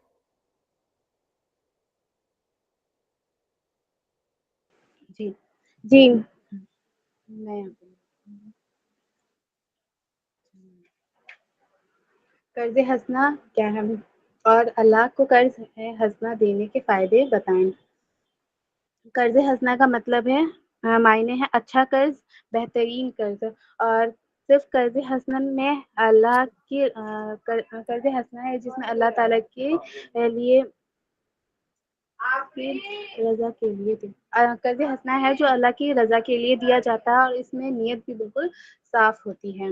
जो लोग जी अल्लाह ताला को साफ नियत से अल्लाह की रजा के लिए जो लोग अल्लाह को कर्ज देते हैं, अपने माल को खर्च करते हैं, तो उस माल को अल्लाह ताला जो है एज अ कर्ज लेते हैं और इसको अल्लाह ताला बढ़ाते रहते हैं।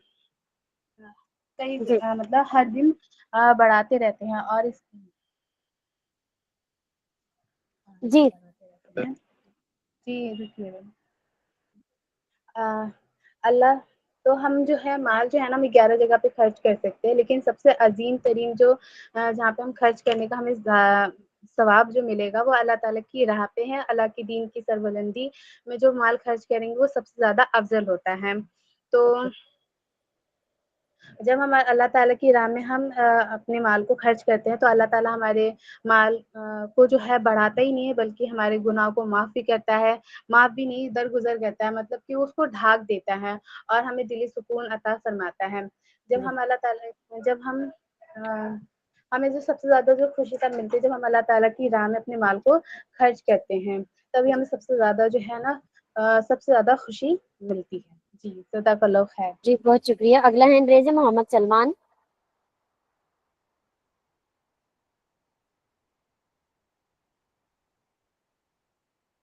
जी अस्सलाम वालेकुम। वालेकुम अस्सलाम रहमतुल्लाह। जी वॉइस क्लियर है? जी बिल्कुल क्लियर है भाई, आज आप बहुत पीछे रह गए। जी हाँ, मैं अक्सर पीछे ही रहता हूँ। जी कर्ज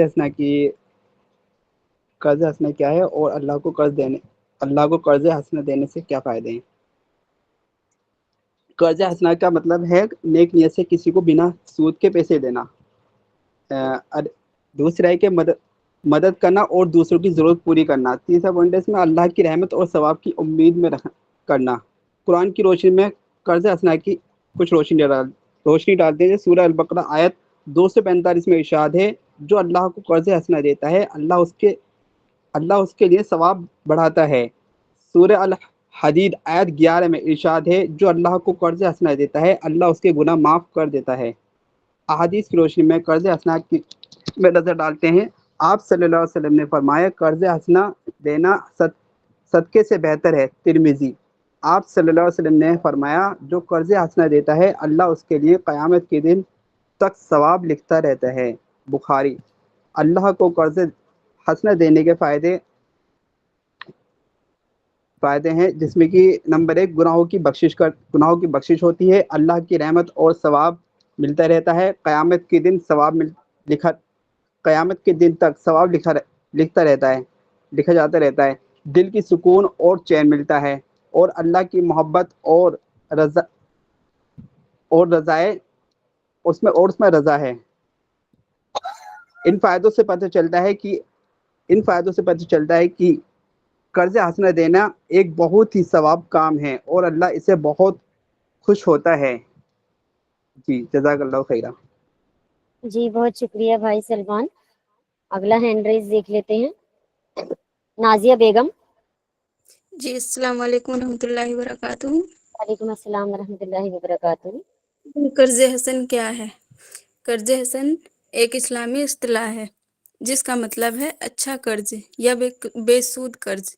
ये एक ऐसा कर्ज होता है जो बगैर किसी सूद या इजाफा मुतालबे के दिया जाता है, महज दूसरों की मदद करने और खैर ख्वाही के जज्बे के तहत।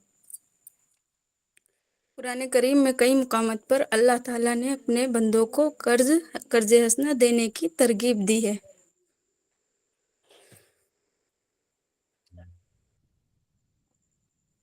अल्लाह को कर्ज हसना देने के फ़ायदे। अल्लाह को कर्ज हसना देने के लिए बेशुमार फ़ज़ाइल और फ़वाइद हैं जो दुनिया और आखिरत दोनों में हासिल होते हैं। अजर व सवाब में कई गुना इजाफ़ा। कुरान करीम में अल्लाह ताला फरमाता है, कौन है जो अल्लाह को कर्ज हसना दे, फिर अल्लाह उसे उसके लिए कई गुना बढ़ा देगा और उसके लिए बेहतरीन अज्र भी। गुनाहों की मग़फ़िरत। अल्लाह की राह में खर्च करना और कर्ज हसना देना गुनाहों की मग़फ़िरत का ज़रिया है, जैसा कि कुरान में है, अगर तुम अल्लाह को अच्छा कर्ज दोगे तो वो तुम्हारे गुनाहों को माफ़ कर देगा और तुम्हें ऐसी जन्नतों में दाखिल करेगा जिनके नीचे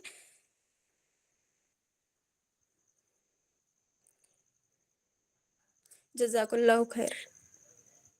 جی بہت شکریہ نازیہ بیگم. اگلا ہینڈ ریز ہے سلیم سر کا.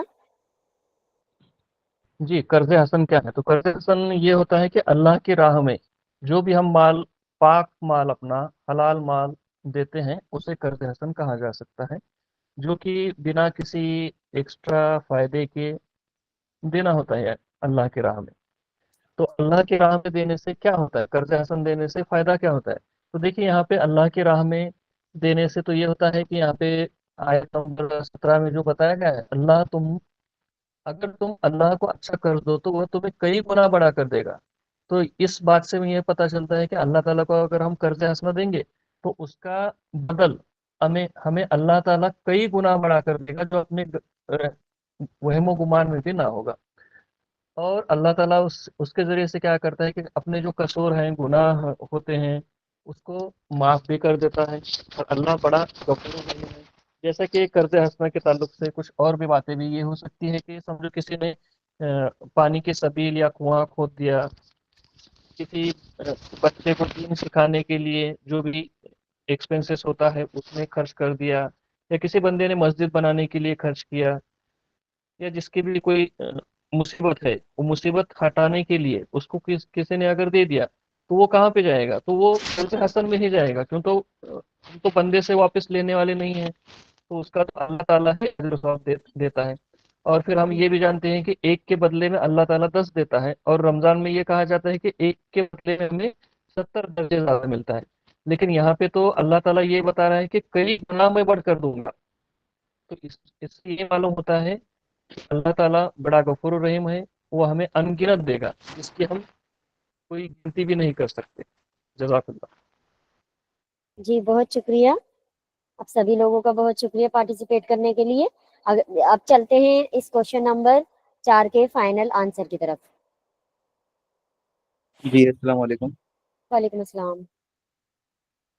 الحمدللہ اس کا آنسر تو صحیح آ چکا ہے کہ جو قرض حسنہ ہے وہ اچھا قرض، یعنی کہ اچھا قرض، اور جو صرف خالص نیکی اور بھلائی کے جذبے سے ارادے سے کسی کو دیا جائے، جس میں دینے والے کی نیت ہے اس کے سامنے اپنی کوئی دنیاوی غرض موجود نہ ہو. اور آیت آپ کے سامنے موجود ہے کہ اس طرح جو بھی مال آپ خدا کی راہ میں دیں گے وہ اللہ تعالیٰ اس کو اپنے ذمہ وہ قرض قرار دیتا ہے. یعنی خالص نیت کے ساتھ اللہ تعالیٰ کی رضا کے لیے کسی کو بھی آپ جو بھی مال دیں گے اللہ تعالیٰ اس کو اپنے ذمہ وہ قرض قرار دیتا ہے، اور وعدہ کرتا ہے کہ وہ اس کی صرف اللہ تعالیٰ اصل ادا نہیں کرے گا بلکہ کئی گنا بڑھا کر اس کو اور زیادہ اللہ تعالیٰ دے گا. اور یہ اللہ تعالیٰ کی بہت بڑی مہربانی ہی ہے انسانوں پر کہ وہ آدمی کو ہی وہ مال دیتا ہے اور اسی سے ڈیمانڈ کرتا ہے کہ اب آپ اس مال کو جو میں نے ہی دیا ہے وہ اس کو میری راہ میں لگائیں گے اپنی فری ول سے. تو اللہ تعالیٰ اس کو اپنے ذمے وہ قرض قرار دیتا ہے، لیکن اس میں اللہ تعالیٰ کی شرط یہ ہے کہ وہ قرض حسنہ ہو، یعنی خالص نیت کے ساتھ وہ دیا گیا ہو، کوئی ذاتی غرض آپ کی اس میں موجود نہ ہو، نہ کوئی دکھاوا ہو، نہ کوئی شہرت ہو، نہ کوئی آپ کی ناموری ہو، اور جسے دے کر آدمی احسان بھی نہ جتائے کہ میں نے آپ کو اتنا دیا ہے. یہ اس ٹائم تم مدد مانگی تھی تو میں نے آپ کو اتنا دیا ہے، اس ٹائم کہ جب آپ ہاسپٹل میں تھے تو میں نے آپ کی مدد کی، یعنی احسان نہ جتایا جائے. آپ نے دے دیا دیٹس اٹ، وہ آپ نے اللہ تعالیٰ کو دیا ہے، تو احسان اس بندے کو کیوں جتا رہے ہو؟ آپ اس بندے کو احسان جتا رہے ہو تو اس کا مطلب آپ نے اللہ تعالیٰ کو نہیں دیا، آپ نے اسی بندے کو دیا ہے. اگر آپ کی نیت یہ ہے کہ میں اللہ تعالیٰ کو دے رہا ہوں تو آپ احسان تو جتا ہی نہیں سکتے کسی پر. تو دینے والا احسان نہ جتائے اور صرف اللہ تعالیٰ کی وہ خوش ندی کے لیے اس کو دے. اور اللہ تعالیٰ کے جو قرضہ ہنسنے کے بارے میں نا وہ 2 وعدہ ہیں. پہلا وعدہ ایک تو یہ ہے کہ اللہ تعالیٰ اس کو کئی گنا بڑھا چڑھا کر واپسی دے گا آپ کو، اور اپنی طرف سے اور بہترین بدلہ بھی اللہ تعالیٰ کو آپ کو دے گا. ٹھیک ہے. اور دوسرا تو ہے ہی جو آیت میں تھا، یعنی آپ کے گناہ بھی معاف کرے گا. پہلا اس کو کئی گنا بڑھا دے گا اور اس کے اوپر سے اور بہترین بدلہ بھی دے گا، یعنی جنت کے روپ میں. اور سیکنڈ کیا وعدہ ہے کہ آپ کے گناہ بھی معاف کر دے گا اللہ تعالیٰ، جو آپ سے غلطیاں کوتاہیاں ہوتی ہیں وہ بھی معاف کر دے گا. تو یہ حدیث بھی آپ کے سامنے ہے، یہ حدیث ہم پڑھ لیتے ہیں. ہم نے اس کو ڈسکس کیا تھا کہ حضرت عبداللہ بن مسعود رضی اللہ عنہ کی روایت ہے کہ جب یہ آیت اتری تھی قرض حسنہ والی اور نبی کریم صلی اللہ علیہ وسلم کی مبارک زبان سے لوگوں نے اس کو سنا تو حضرت ابو دہدہ انصاری نے پوچھا، اے اللہ کے رسول کیا اللہ ہم سے قرض چاہتا ہے؟ یعنی جب صحابہ کرام نے ان صحابین ابو دہدہ نے پہلی بار یہ آیت سنی تو اللہ کے رسول سے کوشچن کیا کہ اللہ تعالیٰ ہم سے قرض چاہتا ہے، تو نبی صلی اللہ علیہ وسلم نے جواب دیا ہاں اے ابو دہدہ۔ انہوں نے کہا ذرا اپنا ہاتھ مجھے دکھائیے، یعنی صحابی نے پھر اللہ کے رسول صلی اللہ علیہ وسلم کا ہاتھ مانگا، پھر آپ صلی اللہ علیہ وسلم نے اپنا ہاتھ ان کی طرف بڑھا دیا، انہوں نے آپ صلی اللہ علیہ وسلم کا ہاتھ اپنے ہاتھ میں لے کر کہا میں نے اپنے رب کو باغ قرض دے دیا، یعنی اپنا جو باغ تھا وہ قرض دے دیا۔ حضرت عبداللہ بن مسعود رضی اللہ عنہ فرماتے ہیں کہ اس باغ میں کھجور کے 600 پیڑ تھے، اسی میں ان کا گھر تھا، وہیں ان کے بال بچے رہتے تھے۔ اللہ کے رسول صلی اللہ علیہ وسلم سے یہ بات کر کے وہ سیدھے گھر پہنچے اور بیوی کو پکار کر کہا دہدہ کی ماں نکل آؤ، میں نے یہ باغ اپنے رب کو قرض دے دیا۔ وہ بولی تم نے فائدے کا سودا کیا دہدہ کے باپ، اور اسی وقت اپنا سامان اور اپنے بچے لے کر باغ سے نکل گئی۔ یہ حدیث موجود ہے کہ صحابہ کرام نے جب یہ آیت سنی تھی ابو دہدہ انصاری رضی اللہ عنہ، تو انہوں نے اپنا باغ اللہ تعالیٰ کی راہ میں وہ قرض دے دیا تھا۔ اس واقعے سے ہمیں اندازہ بھی ہوتا ہے یہ جو حدیث آپ کے سامنے رکھی کہ سچے ایمان والوں کا طرز عمل کیا ہوتا تھا۔ جب وہ قرآن کی آیتیں پڑھتے تھے تو اس پر عمل کرتے تھے۔ سچے ایمان والوں کا طرز عمل یہی ہوتا تھا، اور ایسا ہی ہمیں اپنا بھی طرز عمل کرنا چاہیے کہ جیسے ہی قرآن کے ہم احکام پڑھیں، قرآن کی آیتوں میں کوئی بات بتائی جائے، کوئی گائیڈنس ہمیں دی جائے، تو اس پہ ہمیں عمل کی فکر کرنی چاہیے کہ ہم اس چیز پہ عمل کیسے کریں گے۔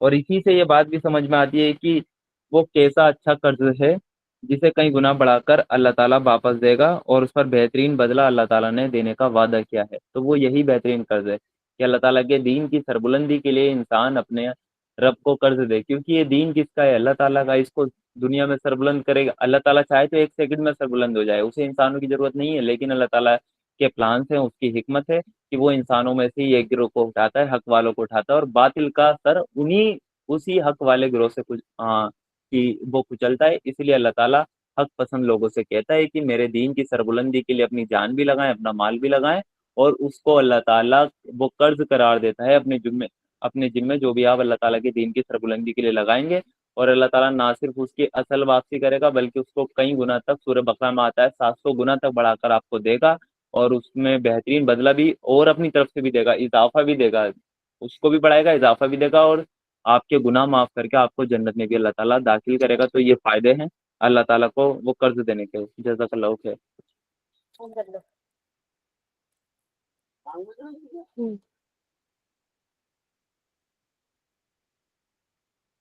جی بہت شکریہ، پتہ نہیں فون کر لو۔ جی بہت شکریہ۔ اور جیسے کہ آپ لوگ جانتے ہیں کہ بیت المال کی اناؤنسمنٹ ہو چکی ہے، اور ابھی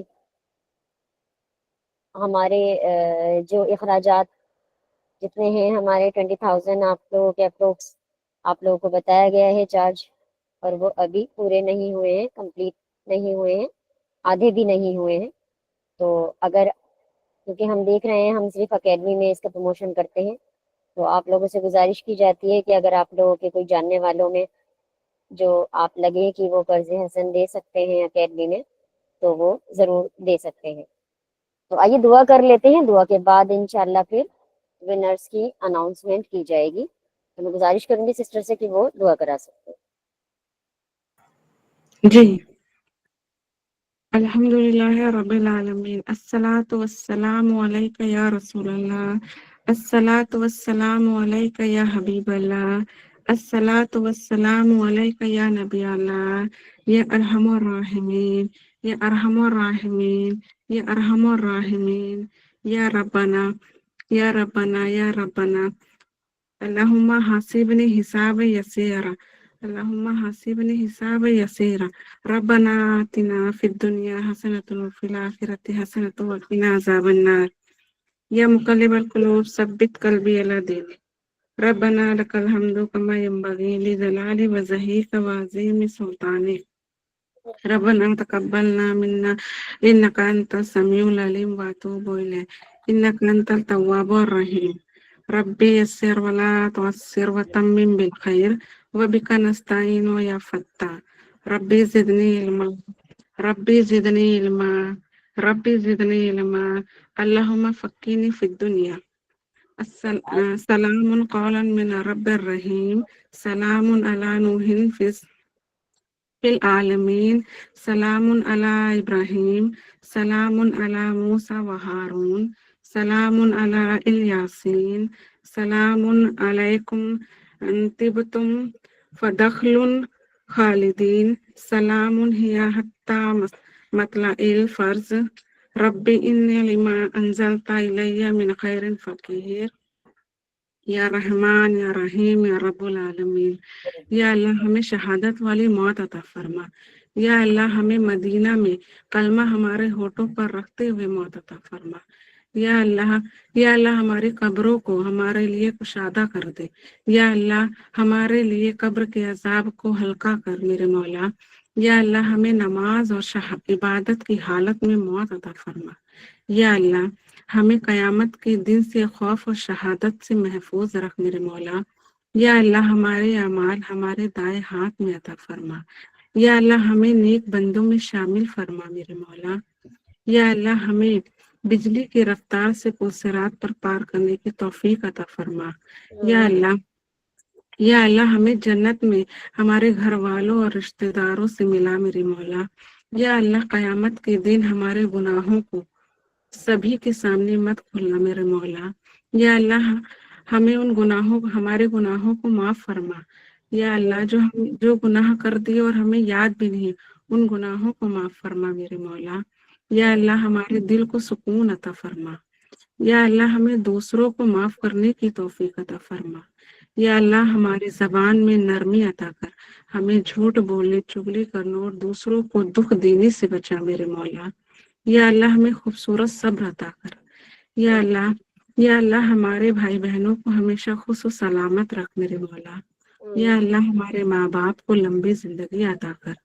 या अल्लाह हमारे माँ बाप को हमेशा खुश और सलामत रख मेरे मौला। या अल्लाह हमें नेक औलाद देकर सदकाए जरिया बना। या अल्लाह हमें गुनाहों का एहसास करने वाला बना। या अल्लाह हमें हालते दौलत देकर ताकि हम तेरे राह में खर्च कर सकें मेरे मौला। या अल्लाह हमारे रिस्क में बरकत अता कर। या अल्लाह हमें दूसरों पर जुल्म, हसद, मजाक और जलील करने से बचा मेरे मौला। या अल्लाह गरीब उम्मत मुसलमा को माफ फरमा। या अल्लाह या रहीम या करीम या गफ्फार या सत्तार या कादिर। या अल्लाह हमें हमारी कमाई में बरकत अता कर। या अल्लाह हमें हौसला दे और दुरुस्त फैसला करने की तौफीक अता कर मेरे मौला। या अल्लाह हमें गैर महरम के सामने हया वाला बना। या अल्लाह तमाम जिंदा और मुर्दा मुसलमानों को बख्श दे मेरे मौला। या अल्लाह तमाम मुसलमानों के दिलों को ईमान से भर दे मेरे मौला। या अल्लाह हमारे आमाल को कबूल फरमा। या अल्लाह हमें शुक्र करने वाला बना। या अल्लाह हमें सब्र करने वाला बना। या अल्लाह हमें अपनी मोहब्बत हमें दीन की मोहब्बत दे मेरे मौला। या अल्लाह हमें राह हक पर चला।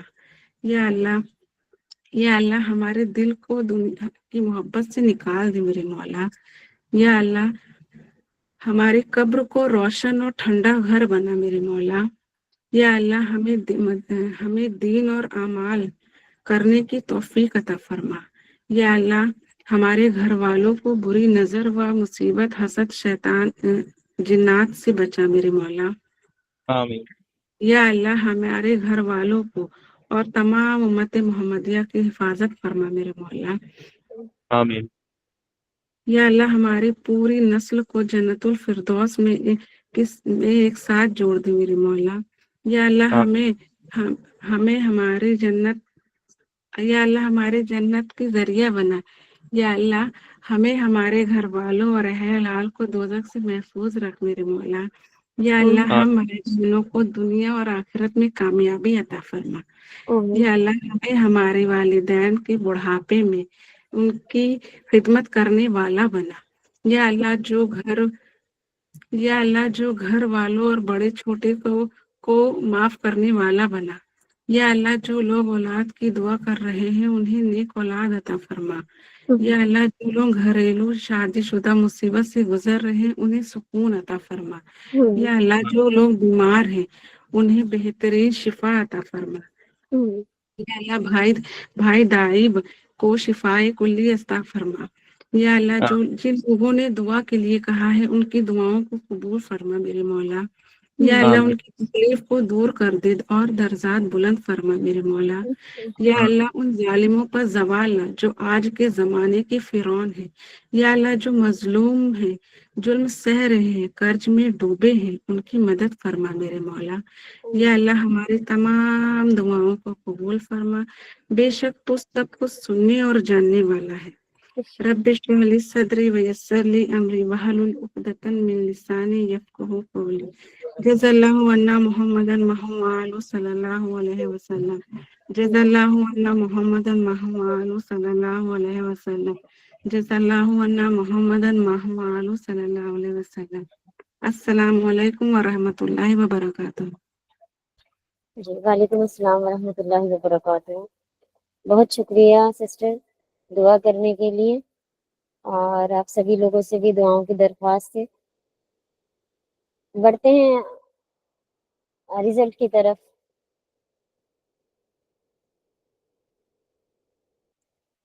अस्सलाम वालेकुम। वालेकुम अस्सलाम। अल्हम्दुलिल्लाह आज जो टेस्ट में 12 लोगों ने परफॉर्म किया, और इससे जो फायदा हमें मिला है कि सूरह तगाबुन आयत नंबर 11 से 18 तक का एक बार हमारा जो उसमें रिवीजन भी हो चुका है, और बेहतरीन तरीके से उस चीज़ को हमने समझ लिया है, और अच्छा लोगों ने कि पार्टिसिपेट किया।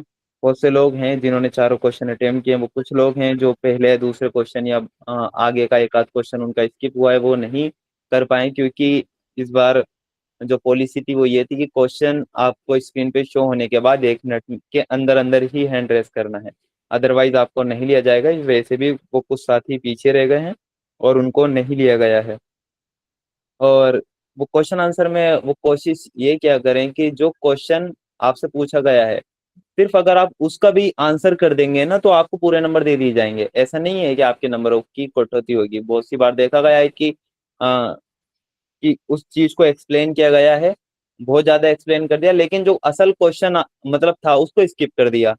यानी बात को तो एक्सप्लेन कर दिया, तो असल क्वेश्चन स्किप हो गया, उसका आंसर नहीं दिया गया। तो कोशिश ये करें कि चाहे आप 2 लाइन में 3 लाइन में आप उसका आंसर भी कर देंगे तो भी आपको पूरे मार्क्स यहाँ पर दे दिए जाएंगे। यानी असल ये देखा जाएगा आपका आंसर, आपने आंसर दिया है या नहीं दिया है, दिया है तो वो कैसा दिया है।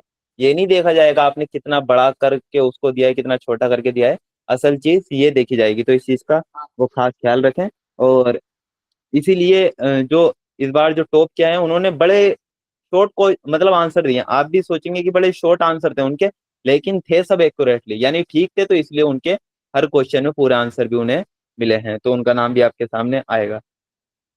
तो अगर हम टॉपर्स की बात कर लें, जो टॉप 3 हमारे जो आज के जो पार्टिसिपेंट हैं, उसमें से पहले नंबर पे हैं वो सिस्टर गुलफ्शा परवीन है और सिस्टर मीना खालिक, जो कि 100% इनके परफॉर्मेंस रही है। तो ये 2 हमारे विनर हैं जो कि पहले नंबर पर आए, यानी इनके चारों क्वेश्चन अल्हम्दुलिल्लाह इन्होंने सही दिए हैं और सही उनके आंसर दिए हैं। तो ये 2 हमारे विनर पहले नंबर पे हैं, सिस्टर गुलफ्शा परवीन और सिस्टर मीना खालिक।